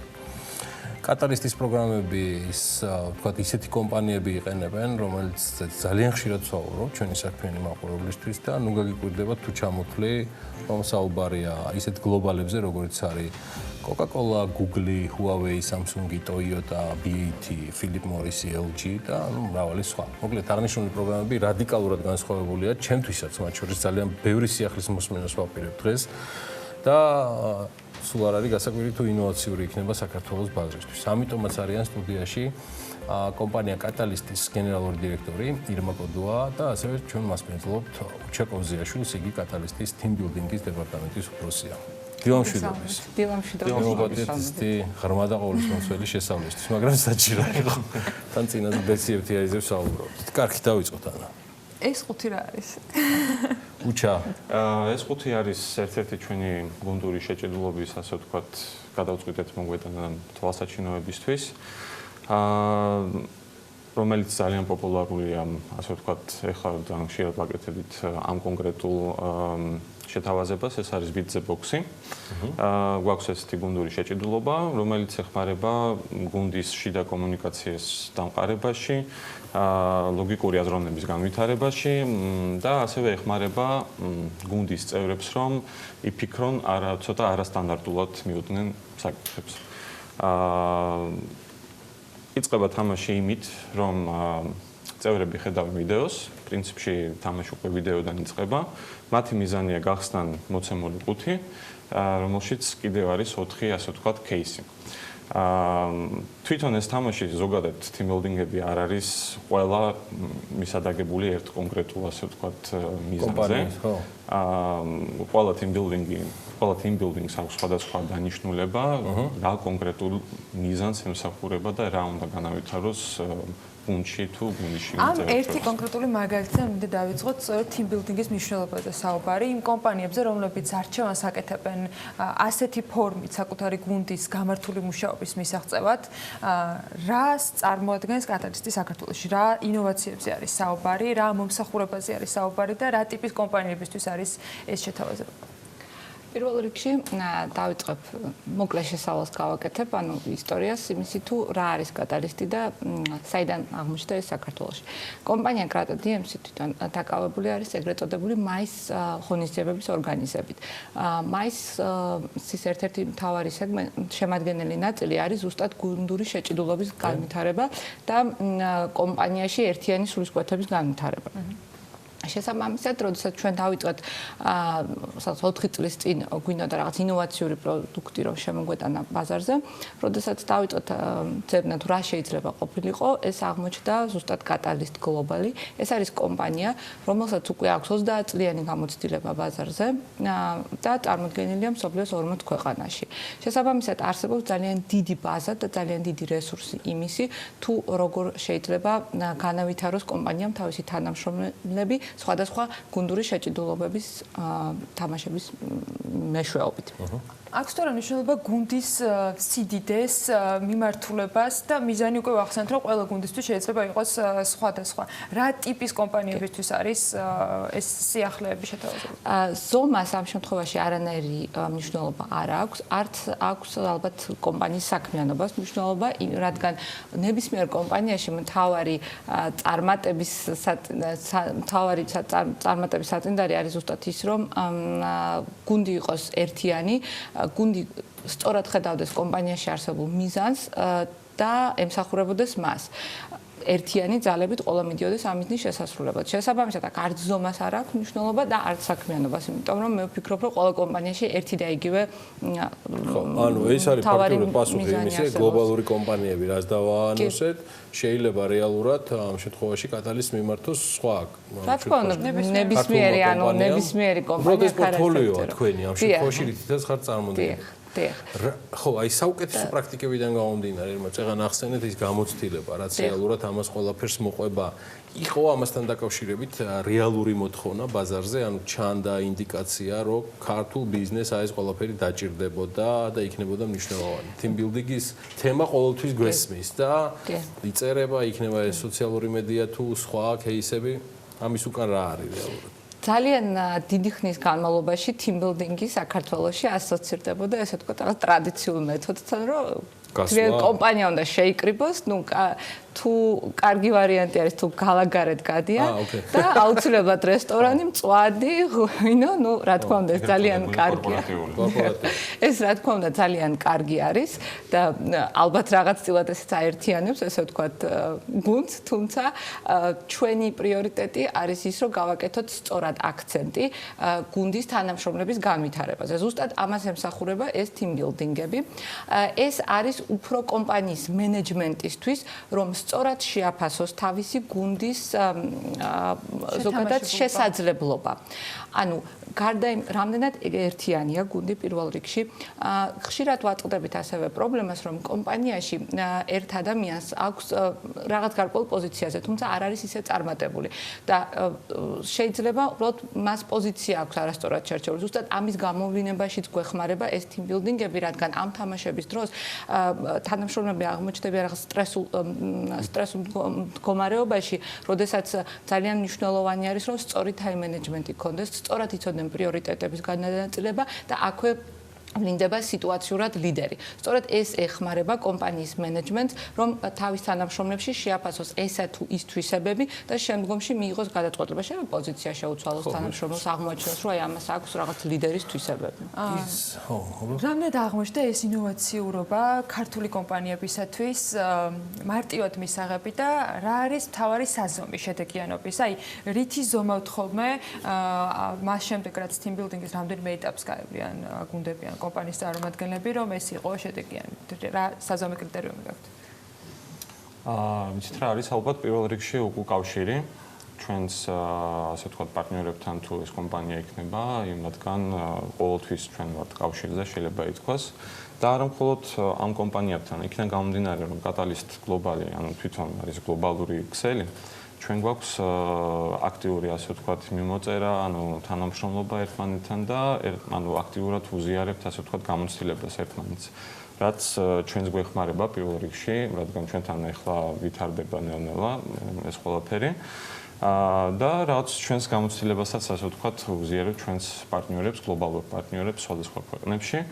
მაგრამ პირველ რიგში რა თქმა უნდა ეს არის უკავშირი კომპანიას შორის და ჩვენ შორის რა შედეგი მიიღეს იმათმა და თუ ისინი დეტექცია ხდება. მინდა ავწეროთ პროცესი. აი დაიდო კონტრაქტი ორ კომპანიას შორის, ჩემს და ირმას შორის. და ჩვენ გვაინტერესებს BMG-ს ამ შემთხვევაში აი ყველაფრის შეფასება. მინდა ავწეროთ მთლიანად პროცესი, ის რაც გავიგე არის დადასტურებულად და ამას არც ველოდი, რომ ამ ქვეყუთებში შიგნით არ იქნება რაღაც გამზადებული ამუნიცია საიმისოდ, რომ გავდივართ ქალაქგარეთ და გავატარებთ დროს, რაშიც ვეთანხმები იმას. აფერი ცუდი არ არის, მაგრამ რისი ანალიტიკა ხდება, რა იტესტება კომპანიაში და შემდგომ როგორ მიდის პროცესი საიმისოდ, რაც უკვე ბრძანეთ, რომ უკვე უკავშირი დგება და უამრავი სხვა რა. პირველ რიგში ჩვენ გვაქვს კითხვის ფორმა, სანამ ხელშეკრულება დაიდება და სანამ ჩვენ შევხვდებით თუ რა team building-ს ვატარებთ თქვენთვის. პირველ რიგში გვაქვს გამოკითხვა, სადაც განისაზღვრება რამდენიმე მთავარი პუნქტი. აქედან ერთ-ერთი ძირითადი მომენტი არის ის, რისთვის ტარდება team building-ი. არის ორი მომენტი. არის პირველ ურთიერთთანამშრომლობა, ეგრეთ წოდებული კოლაბორაცია, გინდათ რომ გამოვლინდეს გუნდში, თუ competitiveness, ანუ კონკურენტუნარიანობა და შეჯიბრება. უნარიანობა. აქ არის კიდევ ორი მომენტი. თუ არის გაყიდვების გუნდისთვის ეს team building-ი, მაშინ აქ უფრო კონკურენტუნარიანობის გამოვლინებაზე და ვინ უფრო აგრესიულად გამოავლენს თავს, რომელი გუნდი, აი გაყიდვების გუნდებზე როცა არის საუბარი. თუ გვაქვს მთლიანად რაღაც ერთიან გუნდზე, ერთიან კომპანიაზე, ყველა თანამშრომელზე, აქ უფრო ზუსტად აი ეს collaboration, ანუ ურთიერთთანამშრომლობის team building-ები შემოდის. ასევე ძალიან დეტალურად განიხილება, რამდენ ადამიანზე არის, იმიტომ რომ აქ ძალიან დიდი მნიშვნელობა აქვს რაოდენობას. წეგან თქვენი კითხვა იყო იმასთან დაკავშირებით, თუ რა რაოდენობის კომპანიებზე შეიძლება ჩატარდეს, არის შეიძლება დაივიწყოთ 10 თანამშრომლით და 8000, 10000 თანამშრომელზეც ჩატარდეს ეს team building-ი. ანუ განსაკუთრებით ჩინეთის ბაზარზე ზუსტად ესეთი დიდი კომპანიები არსებობენ. თუმცა შემდეგი მომენტი არის გინდათ გარეთ იყოს, ასე ვთქვათ, open air, თუ შიგნით, მაგალითად ის რაც მოვიტანეთ, ეს საუკეთესო პრაქტიკა. სამთრისთვის გამოიყენება. აი ამ კუთხით, ბუჩა, აი თქვენს და თუ ირმა ჩათვლისას რომ სიამოვნებით მივიღებ ამ პასუხსაც. რას იძლევა? ანუ კომპანია უნდა იყოს დაინტერესებული, ანუ მან დეტექცია უნდა გააკეთოს თავის შიგნით რაღაც ამის საჭიროებისა.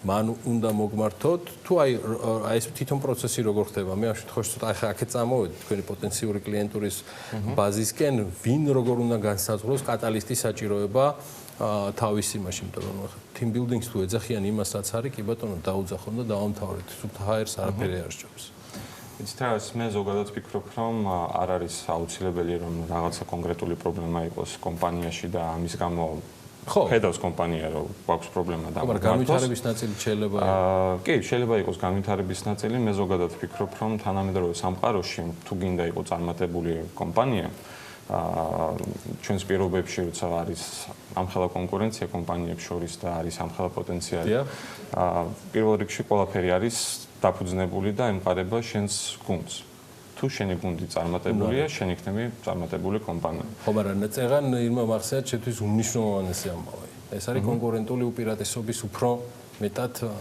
ასე ვთქვათ, როგორ? წარმოჩენა, გამოვლინება, ხო, რომელიც შეიძლება რაღაც სადღაც დაფარული იყოს და რეალურად კატალისტი მე მგონია რომ მისცემს საშუალებას რომ ეს რაღაცა უფრო მეტად წარმოჩინდეს. ესე ვხედავ. დავინახე თქვენთან საუბრიდან გამომდინარე, იმედი არ მეშლება. კი, შეიძლება. ეს ავლენს ზუსტად იმ თვისებებს, ანუ აი რომ აგიხსნათ კრეატივი ასევე ვლინდება საკმაოდ, იმიტომ რომ ყველა team building-ი შენ ვერ გადაჭრი ამ დავალებას თუ რაღაც კრეატიულობაც არ გამოიყენე.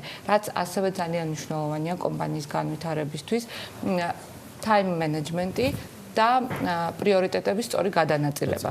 თუ შენ ვერ და აი ამას ყველაფერს საკმაოდ კი ჩვენ ამაზე ძალიან ბევრს საუბრობთ ხო რაღაც ტრენინგებით ძალიან ბევრი ტარდება მაგრამ ეს გუნდური შეჭიდულობის თამაშები გაძლევს იმის საშუალებას რომ შენ ეს პრაქტიკაზე განიცადო და პრაქტიკაზე განიცადო იმ შიშის გარეშე ასე ვთქვათ თანამშრომლებს ამ შემთხვევაში ის ბარიერი არ აქვს რომ აი მე რო ეს რო ვერ გავაკეთო ეს დავალება ხო აი რაღაც არ ვიცი სამსახურიდან გამანთავისუფლებენ ან დამაჯარიმებენ ხო ეს ხდება თამაში ზუსტად ეს აძლევს უფრო იმ გარემოს ქმნის იმ გარემოს, სადაც ეს ხალხი უფრო თავისუფლად ავლენს ამ თავის თვისებებს, რაც საკმაოდ აი მართლა ნამდვილად ძალიან ეფექტური არის.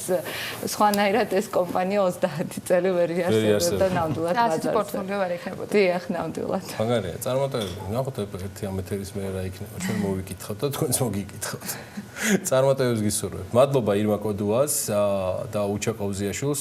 ირმა კატალისტის გენერალური დირექტორია, უჩა კატალისტის team building-ის დეპარტამენტის უფროსი. და კიდევ ერთი თემა, საქართველოს ბანკი ონლაინ გადახდების მიმართულებით მომხმარებელისთვის მორიგი ინოვაცია აქვს შექმნილი. ამჯერად ეს სიახლე iPay-დან მომდინარეობს, სწრაფი თანამედროვე გადახდის გზა მათთვის, ვისაც ონლაინ შოპინგი, iPay-ის, Mastercard-ის, Visa-სი და ექსკლუზიურად Amex-ის მფლობელებისთვისაც შესაძლებელი იქნება, რომ სულ რაღაც მინიმალური ძალისხმევით და რა თქმა უნდა მაქსიმალური კომფორტით გააკეთონ შენაძენი ონლაინ მაღაზიაში. რას გულისხმობს ახალი პროდუქტი ამას ჩვენი ჟურნალისტი ლევან თაღიაშვილი გაეცნო, სიუჟეტიც მოამზადეთ და სულ სტუმართან ერთად გავაგრძელებთ საუბარს. iPay არის გადახდის ახალი სისტემა საქართველოს ბანკისგან, როგორც ჩანს, საქართველოს ბანკმა უკონტაქტო გადახდებში ინოვაციების დანერგვა სერიოზულად მიჰყო ხელი და ღიმილით გადახდის. გატერმინალების, სამადლობელის და სხვა ინოვაციური პროდუქტების შემდეგ შოპინგის მოყვარულებს ახალი გზა iPay შესთავაზა. იმისათვის, რომ შოპინგი უფრო მარტივი და მოსახერხებელი გახდეს, სხვადასხვა ვებგვერდზე ყოველჯერზე თქვენი ბარათის მონაცემების შეყვანა აღარ დაგჭირდებათ და ტრანზაქციის განსახორციელებლად მხოლოდ საქართველოს მობაილ ბანკინგით ისარგებლებით. საქართველოს ბანკი განაგრძობს გვაუგრძელს ახალი პროდუქტების დანერგვას საქართველოს ბაზარზე. დღეს წარმოგიდგენთ ახალ პროდუქტს, რომელსაც ქვია iPay და ეს არის უმარტივესი და ყველაზე კომფორტული საგადახდო საშუალება მომხმარებლებისთვის. საქართველოს ბანკის კლიენტებს მარტივი ინტერნეტ ან მობაილ ბანკის ავტორიზაციის მონაცემებით შეუძლიათ გაიარონ ავტორიზაცია და შემდგომ გადაიხადონ საკუთარი ანგარიშით. ბარათის მონაცემების შეყვანის გარეშე. მათთვის, ვისაც აქვს ელექტრონული კომერციის ბიზნესი და მათ შეუძლიათ, რომ უმარტივესი ინტეგრაციის გზით ფაქტიურად მიიღონ წვდომა საქართველოს ბანკის და სხვა ბანკის მომხმარებლებზე. გადახდის ახალი სისტემა არა მხოლოდ ფიზიკური პირებისთვის, არამედ მცირე და საშუალო ბიზნესისთვისაც მოსახერხებელი იქნება, რადგან გადახდების მართვასა და ანალიტიკის მიღებას უფრო მარტივად შეძლებთ. ყველა ის კონკრეტული პრობლემა, რაც მერჩანტებს აქვთ, რაც მომხმარებლებს აქვთ, თითქმის ყველა პრობლემაზე ელექტრონული გადაწყვეტილება იყო საქართველოს ბანკმა და ყველაზე დიდი პრობლემა რაც იყო ის, რომ ინტეგრაცია იწერებოდა ბანკთან, ამის გადაწყვეტილებაა და უკვე ასე ვთქვათ, ბანკში მისვლის გარეშე ხდება ამის დაინტეგრირება. მომხმარებლებისთვის კიდე დამატებითი გადახდის საშუალება ემატება, ეს იქნება ბარათებით, პლუს ქულებით, სხვა ლოიალური ქულებით. ყველაფერი იქითკენ მიდის, რომ მომავალში თანხის გადარიცხვა ან უკონტაქტო გადახდა ყველანაირი მონაცემების გარეშე, მხოლოდ თქვენი ბიომეტრიული ნიშნების მეშვეობით მოხდება. ახლა ნებისმიერი სერვისისა და ნივთის შესაძენად მხოლოდ ფინანსები და თქვენი სრულიღაა საჭირო. ყველა ბარიერი კი უბრალოდ გამქრალია. ამ ბარიერების გაქრობას უზრუნველყოფს საქართველოს ბანკის მათ შორის ახალი პროდუქტი. რატომ აღარ დაგჭირდება ნაღდი ფული და რა ინოვაციურ პროდუქტებს მოუყარა თავი წლის ბოლოსთვის საქართველოს ბანკმა, რომელმაც 2020 ინოვაციების წლად გამოაცხადა და მომხმარებელს ერთდროულად რამდენიმე სიახლეც დავანონსა. დღეს ერთზე iPay-ზე ვისაუბრებთ და ამაში გიორგი ვაშაკიძე, საქართველოს ბანკის ელექტრონული საბანკო მომსახურების განვითარების და ინოვაციების სამსახურის უფროსი დაგვეხმარება. მოგესალმებით, მადლობა ერთად. ლევონ ორი ძირითადი ბარიერი დაასახელა, ფინანსები და სრული, დანარჩენი მოხსნილია და ეხა გითხარით როგორ მოხსნით ეს ყველა ბარიერი? სიამოვნებით. ჩვენ ჩავატარეთ კვლევა, ორი მიმართულებით ჩავატარეთ კვლევა, ერთი მიმართულებით გამოვკითხეთ ჩვენი მომხმარებლები და ასევე გამოვკითხეთ ინტერვიუები ვაწარმოეთ ჩვენ ეგრეთ წოდებულ მერჩანტებთან, e-commerce სფეროში მოასპარეზე ბიზნესებთან და გამოვიკვეთა ძალიან კარგი ინსაიტები მომხმარებლების მხარეს ის რომ მათ სურთ უსაფრთხო გადახდა, მათ სურთ გადახდის გამარტივება და კომფორტის შექმნა, ხოლო ჩვენი მერჩანტების მხარეს ასევე ძალიან საინტერესო ინსაიტები ამოვიდა. პირველ რიგში მათთვის მნიშვნელოვანი არის ინტეგრაციის, საგანახდელო სისტემებთან ინტეგრაციის გამარტივებული პროცესი, მნიშვნელოვანია მათთვის განვადების კომპონენტი, იქიდან გამომდინარე რომ ეს ქმნის პოტენციალს.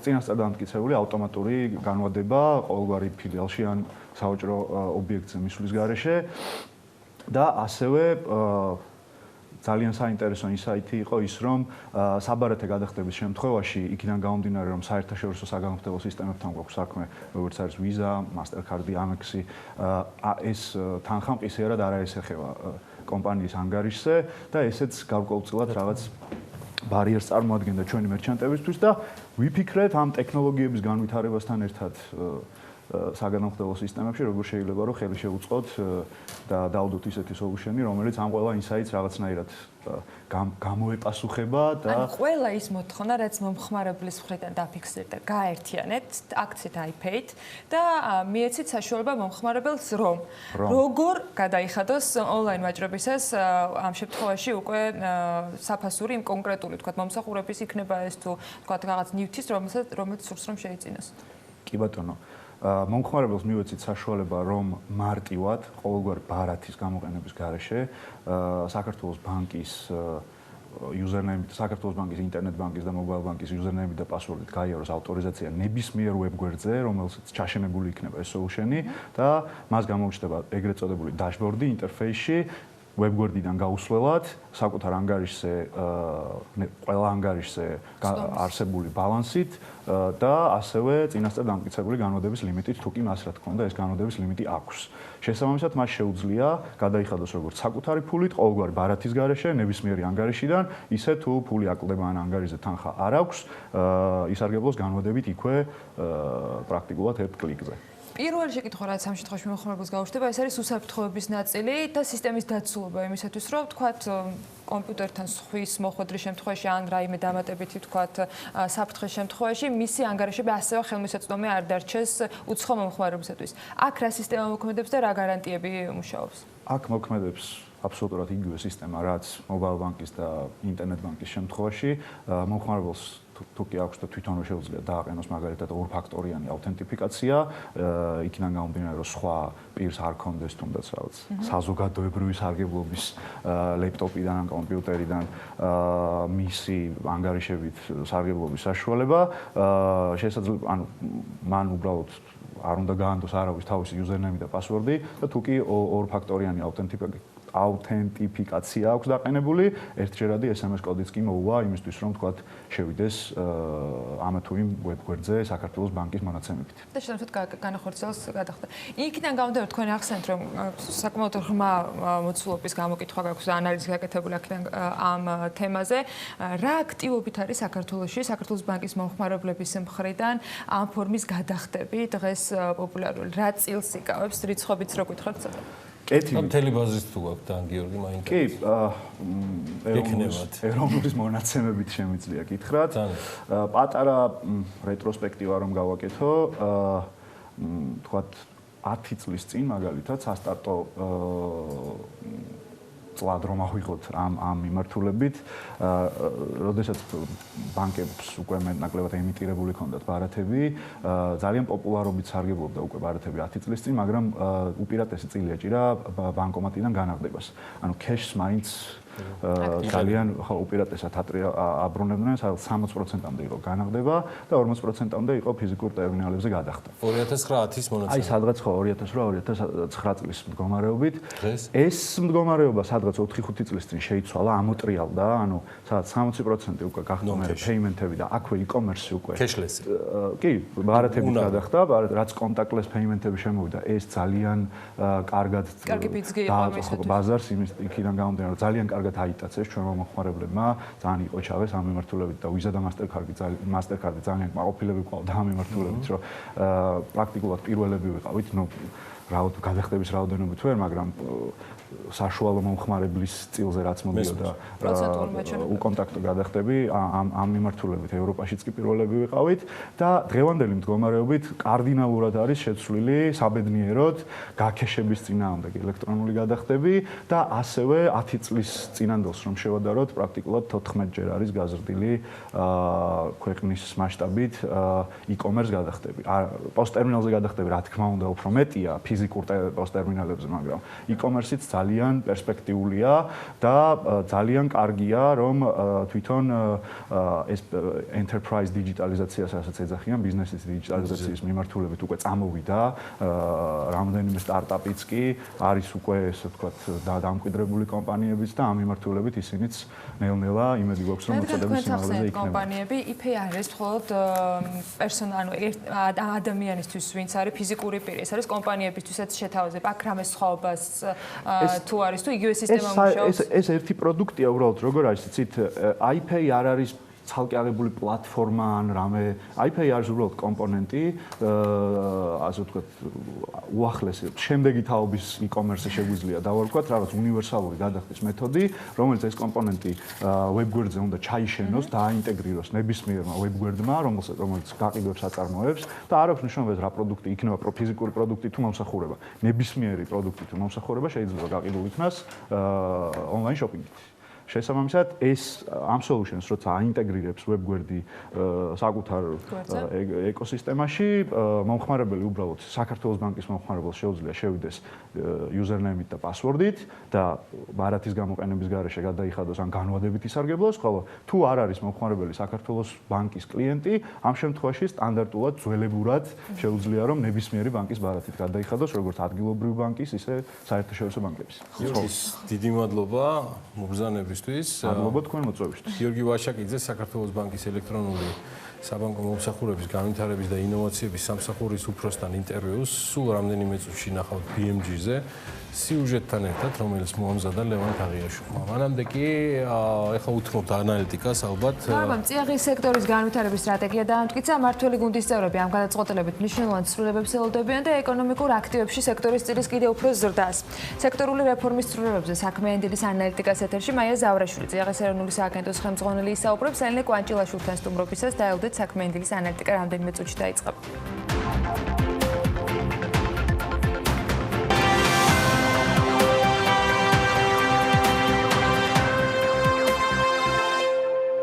ერთი გრაფიკა მინდა გაჩვენოთ და თან გთხოვოთ კარგად დააკვირდეთ ეს ელექტროენერგიის მოხმარება საათობრივ ჭრილში ბოლო 5 დღის განმავლობაში.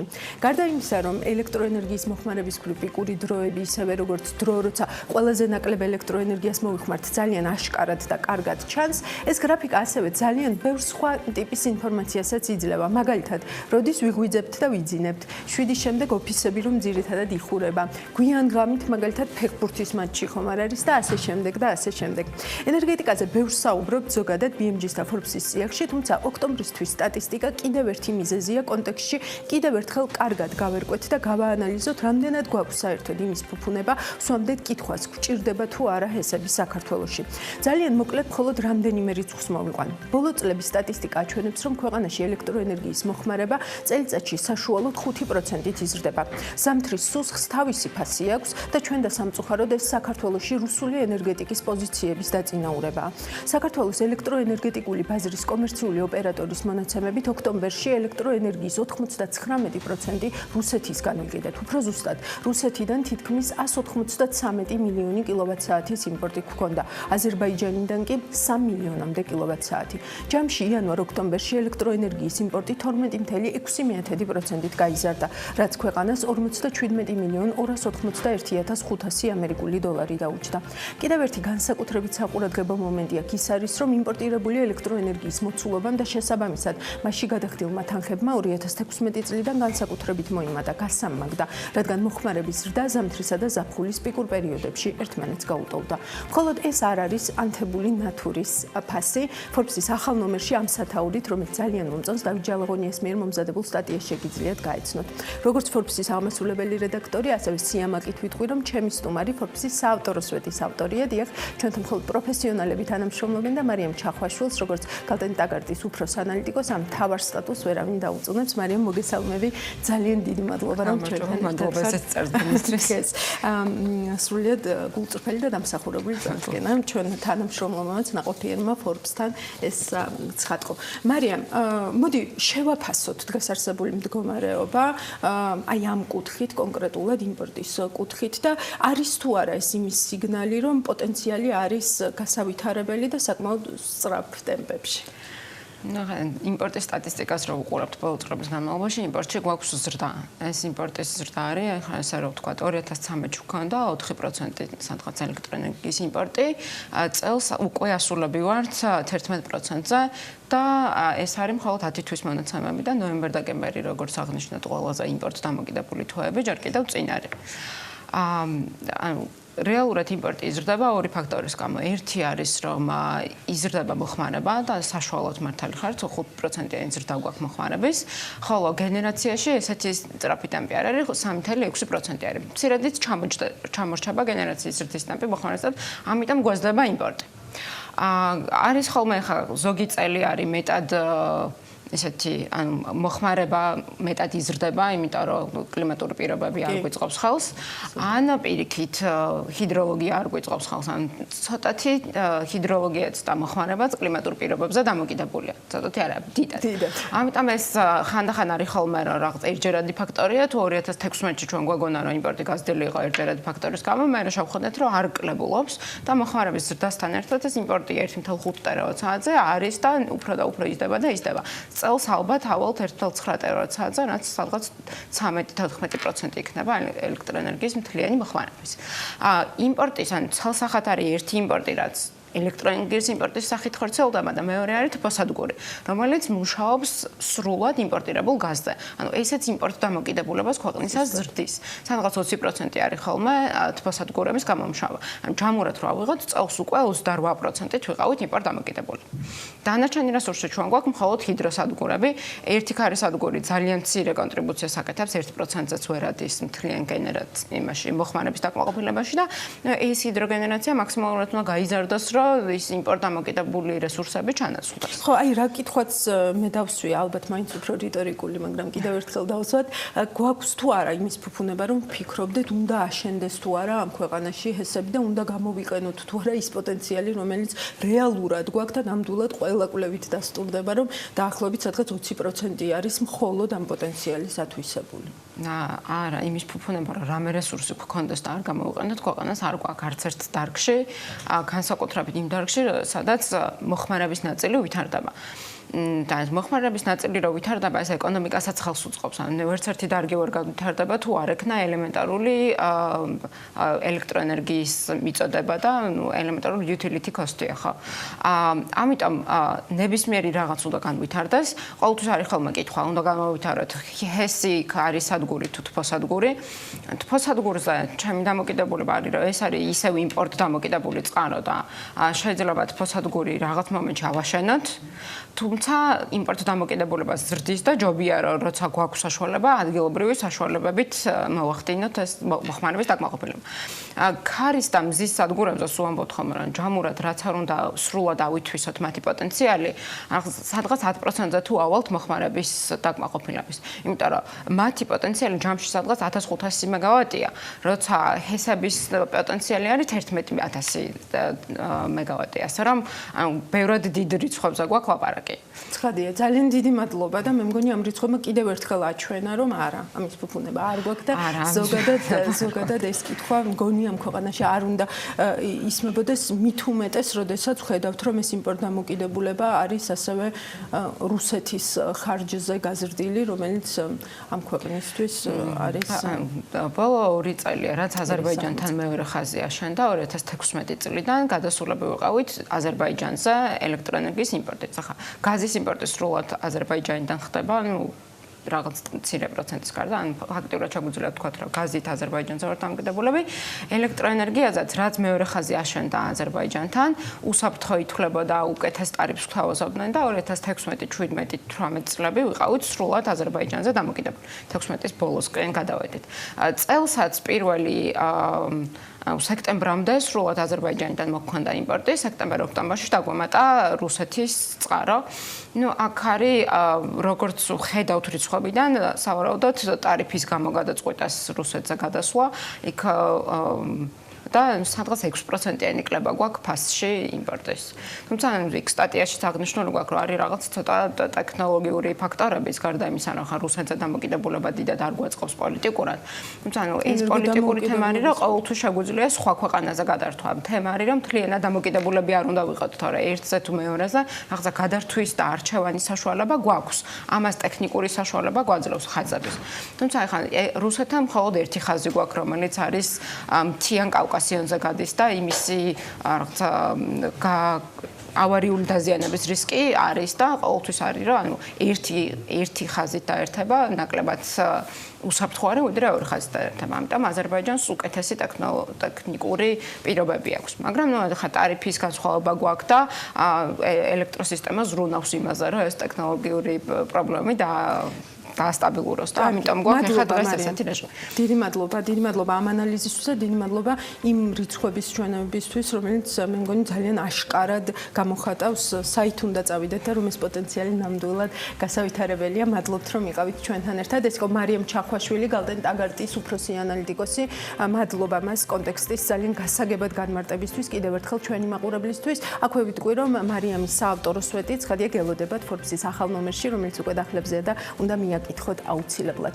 ზუსტად ამ კონტექსტის და იმის გათვალისწინებით, რომ ოქტომბერში ელექტროენერგიის 99% რუსეთიდან ვიყიდეთ, მინდა ორი კომენტარი მოგასმენინოთ. რაც შეეხება ხადორის ამის ჰიდროელექტროსადგურს, ჩვენ არაერთხელ განვაცხადეთ, რომ როგორც ეს პროექტი, ასევე ნებისმიერი სხვა პროექტი ენერგეტიკის სფეროში, ჰიდროელექტროსადგურებზეა საუბარი, გახორციელდება მხოლოდ მაშინ, თუ კი იქნება კონსენსუსი, ფართო კონსენსუსი პირველ რიგში ადგილობრივ მოსახლეობასთან და ეს მხარდაჭერა თუ არ იქნება, რა თქმა უნდა, ჩვენ ვერანაირად ვერ დაუჭერთ რომელიმე პროექტის განხორციელებას ხარს. 2017 წლიდან მოყოლებული არის პრაქტიკულად ეს პრობლემა, რომ ხესების აშენებისთვის თუ კი ადრე ეს იყო შედარებით მარტივი, ახლა გაცილებით მეტი მუშაობა მართებს თავრობასაც და ინვესტორს პირველ რიგში, რადგან განკაცდა გარემოსდაცვითი კანონმდებლობა, სოციალური პასუხისმგებლობა უფრო ამაღლდა, მოსახლეობამ გააფიცნობიერა, რომ გაცილებით მეტის მოთხოვნის შესაძლებლობა აქვს იმისთვის, რომ საკუთარი სოციალური თუ გარემოსდაცვითი უფლებები დაიცვას ინვესტორთან და რა თქმა უნდა ეს ძალიან დიდ სამუშაოს საჭიროებს. რიგ შემთხვევაში ზოგიერთი ობიექტის შენებლობა იყო შეფერხებული და დღესაც ფერხდება. მაგრამ ბოლო ერთი წლის განმავლობაში, ბოლო თვეების განმავლობაში ჩვენ მივახციეთ იმას, რომ ზოგიერთი ხმაურის გარეშე და ზოგჯერ, როდესაც არ არის აჟიოტაჟი, თქვენს მედია ამით არ ინტერესდებით და ამიტომ თქვენი ყურადღების მიღმა რჩება ხოლმე, მცირე და საშუალო ხესები შენდება. სტატისტიკა გამოვაქვეყნეთ. ბოლო თვეებში 11 ახალი ჰიდროსადგური მცირე და საშუალო, მაგრამ ძალიან მნიშვნელოვანი იმ 20-30 ადამიანის დასაქმებისთვის თითოეულ რეგიონში სადაც ეს დაკეთდა, შევიდა წყობაში. კავკასიის უნივერსიტეტის ეკონომიკის სკოლის დეკანი სოსო ბერიკაშვილი შემომიერთა სტუდიაში. მოგესალმებით სოსო, ძალიან დიდი მადლობა თქვენი დროისთვის. თქვენც ისმენდით ჩემთან და მაყურებელთან ერთად ახლა ეკონომიკის სამინისტროს პოზიციას. ეკონომიკის სამინისტროში არის ენერგეტიკის დეპარტამენტი და სწორედ ეს უწყება არის დღეს პოლიტიკის თვალსაზრისით ენერგოპოლიტიკაზე პასუხისმგებელი. თქვენი შეფასება მინდა მოვისმინო აი ამ მდგომების, რაც მოვისმინეთ ამ კომენტარებში. მოგესალმებით, მეც დიდი მადლობა მოწვევისთვის. პრინციპში შეფასება ძალიან მარტივი არის.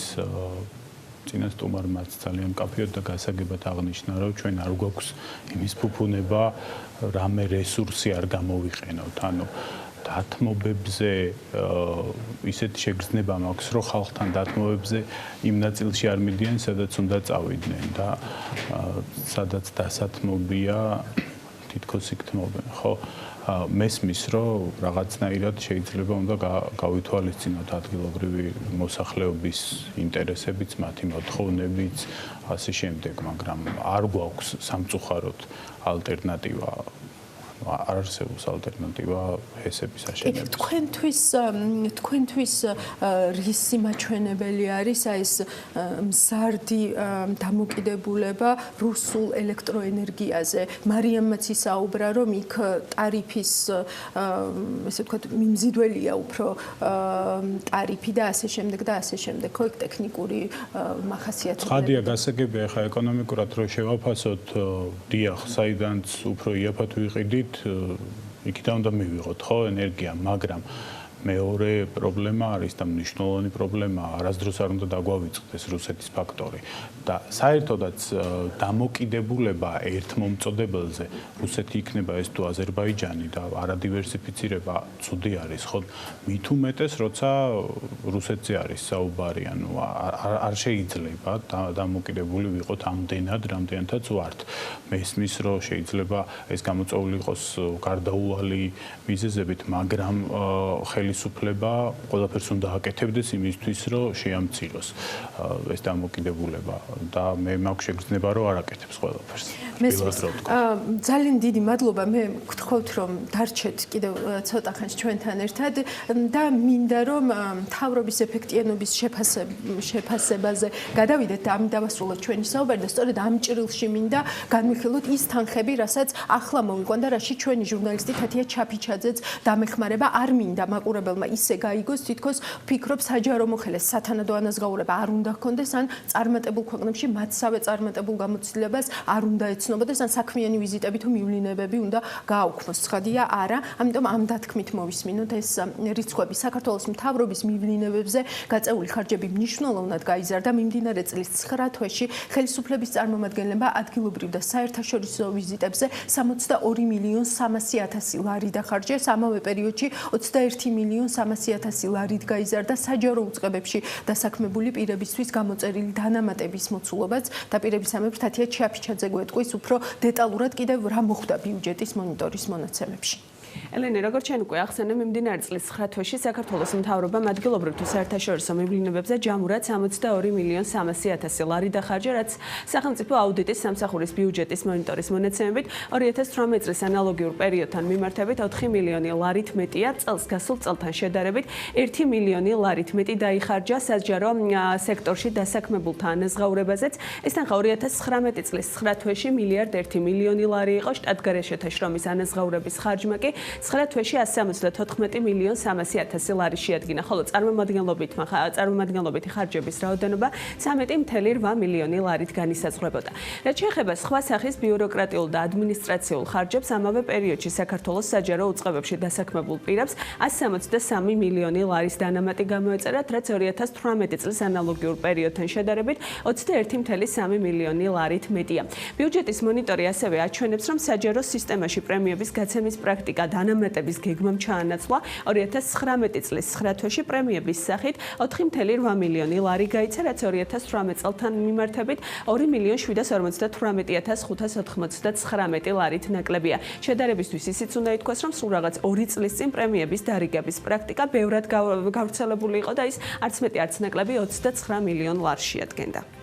თათიას და ბიუჯეტის მონიტორს ყველა ამ რიცხვის ერთად თავმოყრისთვის, მე ისევ თქვენ დაგიბრუნდებით და უბრალოდ ერთი პარალელი მინდა გავავლო, ანუ ერთის მხრივ ჰესებთან დაკავშირებით გვესმის მთავრობის პოზიცია ამბობს, რომ მოსახლეობას უნდა გაესაუბროს და მხოლოდ ამის შემდეგ მათი თანხმობის და კონსენსუსის შემთხვევაში გადაწყდება უნდა აშენდეს თუ არა ჰესი, რომელიც ძალიან მნიშვნელოვანია, ბევრი ვისაუბრეთ ამაზე ჩვენი ენერგო დამოუკიდებლობისთვის. მეორეს მხრივ ჩვენ ვუყურებთ რა ხდება იგივე ჯანდაცვის სექტორში, ხო? როდესაც გადაწყვეტილებები ისე მიიღეს, რომ პრაქტიკულად სექტორს არაფერი კითხეს და დღესაც არ ვიცით ეს საბჭო როგორ იმუშავებს, რას კითხავენ სექტორს და საბოლოო ჯამში რა კონსენსუსამდე მივა ეს ძალიან გაპრობლემებული რეფორმა. ეს განსხვავებული მიდგომები ერთის მხრივ ჩემთვის აჩვენებს იმას, რომ ბიზნესს როგორც ამომრჩეველს მთავრობა არ უყურებს რატომღაც, არ ვიცი ამაში დამეთანხმებით თუ არა და მეორე არის ასევე საინტერესო ესე ვთქვათ მინიშნებები თუ რამდენად თანმიმდევრული არის ზოგადად მთავრობის პოლიტიკა ამ ქვეყნის სტრატეგიული განვითარების თვალსაზრისით. თქვენთვის კონკრეტულად რა დასკვნები გამოგაქვთ თქვენ აი ამ ესე ვთქვათ განსხვავებული მიდგომების ანალიზისას? ხო, ბიზნესს როგორც ამომრჩეველს რო არ უყურებს, შეიძლება მართალი ხართ მაგ ნაწილში, იმიტომ რომ რაოდენობებში არის აქ საქმე და ბიზნესმენები ნაკლები არიან რაოდენობით და იგივე ჯანდაცვის რეფორმის ამ ბოლო ნაწილში 520 დადგენილებას გულისხმობ, შეიძლება ფიქრობენ, რომ პოპულისტური განცხადებებით აი გავათანაბრეთ და ზედმეტის გადახდა არ მოგიწევთ, გადაფარონ და უფრო მეტი ადამიანის გული მოიგონ, ვიდრე გაანაწყენონ დიდი კლინიკების წარმომადგენლები, რომლებიც რაოდენობრივად ცოტა არის, რიცხვებში რო გადავიყვანოთ წინასაარჩევნოდ. ხო, მთავარი ამბავი, რის გამოც აკეთებენ რეფორმის ამ ნაწილს, ყველა განაწყენ და რაც ჩანს ჯერჯერობით, ანუ განაწყენდნენ კლინიკები, განაწყენდნენ ექიმები, მაგრამ ბენეფიციარები კიდევ უფრო მეტი არიან და ჯერ ისინი ვერ განაწყენდებიან ესე მალე, სანამ მათზე შედეგი არ იქნება, ხო? მიზეზი ხო ყველამ ვიცით, რატო აკეთებენ ამას, ანუ ფული არა გვაქვს. ჩვენ ვართ ღარიბი სახელმწიფო, ეს მოცემულობა გვაქვს და შესაბამისად უნდა იყოს მკაფიოდ ჩამოყალიბებული სტრატეგია, რაზე ვზოგავთ და რაზე არ ვზოგავთ. აბსოლუტურად გეთანხმებით, რომ მნიშვნელოვანია მივლინებებიც და საჯარო სამსახურში დასაქმებულ ადამიანებს უნდა გქონდეთ ადეკვატური ანაზღაურება. კი ბატონო, რა თქმა უნდა, მაგრამ ყველაფერი უნდა გადიოდეს მკაცრი კონტროლის ქვეშ და მოცემულობა ეფექტი უნდა გქონდეს, ხო? ანუ ამ მივლინებებსაც უნდა გქონდეს ეფექტი, იმიტომ რომ ეს პრაქტიკულად ჩვენი ინვესტიცია არის. აბსოლუტურად ჩვენ ფულს ვიხდით, ანუ ამ მივლინებებისთვის, ამ ბიუროკრატიული აპარატისთვის ხო ჩვენ ვიხდით, მე ვიხდით, თქვენ იხდით და ასე შემდეგ. ჩვენ ჯერ კიდე არ გვაქვს ამის აღქმა ქართულ გადასახადის გადამხდელებს, ასე ვთქვათ, რომ ყველა ეს ჩვენი ფული არის. და ხო, ზოგადად სახელმწიფო სამსახური ემსახურება ქვეყანას და ნაკლებად ქმნის ახალს. ანუ ამიტომ ბევრი ფულის ხარჯვა ბიუროკრატიაში მით უმეტეს ღარიბი ქვეყნის პირობებში ცხადია არ არის კარგი და მაქსიმალურად უნდა ვეცადოთ რომ შევზღუდოთ და მანდედან გამოთავისუფლებული თანხებით მე ვეცადოთ რომ ჯანდაცვის რეფორმა დავაფინანსოთ ხო ჯანდაცვაში ან ჰესები ავაშენოთ ჰესების აშენება ეკონომიკურადაც მომგებიანია იმიტომ რომ ჯანდაცვის დაფინანსება ცოტა სხვა ამბავი არის ანუ ხარჯია სახელმწიფოს ხარჯია და ჰესები ხო ესე პირდაპირ ხარჯი არ არის იქიდან სარგებელი გვაქვს ხო ჯანდაცვის დაფინანსებაც არ არის ყოველთვის პირდაპირ მხოლოდ ხარჯი იმიტომ რომ გულის ოპერაციებზე არის ხო საუბარი ხო რასაც ტკივნეულად შეეხო ეს ბოლო ნაწილი რეფორმის და გულის ოპერაციის წარმატებულად ჩავლილ შემთხვევაში შრომის უნარიანი მოქალაქე ბრუნდება და ეკონომიკურად ძალმნიშნულოვანი ამბავი არის. ფილოსოფია რა არის? აი ეკონომიკური ფილოსოფია, ну რაზე დგას ეს მთავრობა ეკონომიკური თვალსაზრისით თქვენთვის მკაფიოდ განსაზღვრულია? არ არის სამწუხაროდ მკაფიოდ განსაზღვრული ფილოსოფია.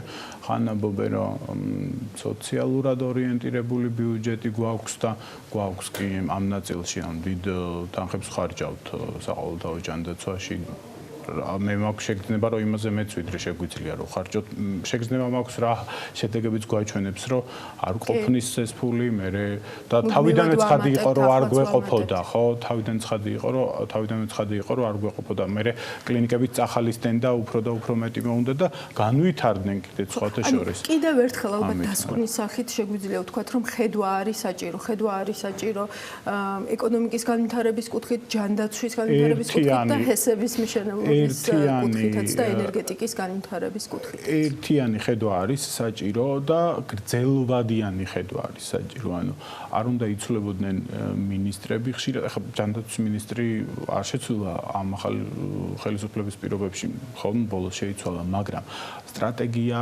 უნდა მიყვებოდეს ოღონდ ყველა მიმართულებით რა, არა მხოლოდ ჯანდაცვის ან ენერგეტიკის მიმართულებით ერთიანობაში უნდა იყოს. მადლობა სოსო. სოსო ბერიკაშვილი, კავკასიის უნივერსიტეტის ეკონომიკის სკოლის დეკანი. კიდევ ერთხელ მადლობა მას საქმიანი დილის ანალიტიკას სტუმრობისთვის. რიცხვებით დავიწყეთ და ასეც დავასრულებ. კიდევ ერთხელ ოქტომბერში ნაკიდი ელექტროენერგიის 99%-ის წყარო რუსეთი იყო.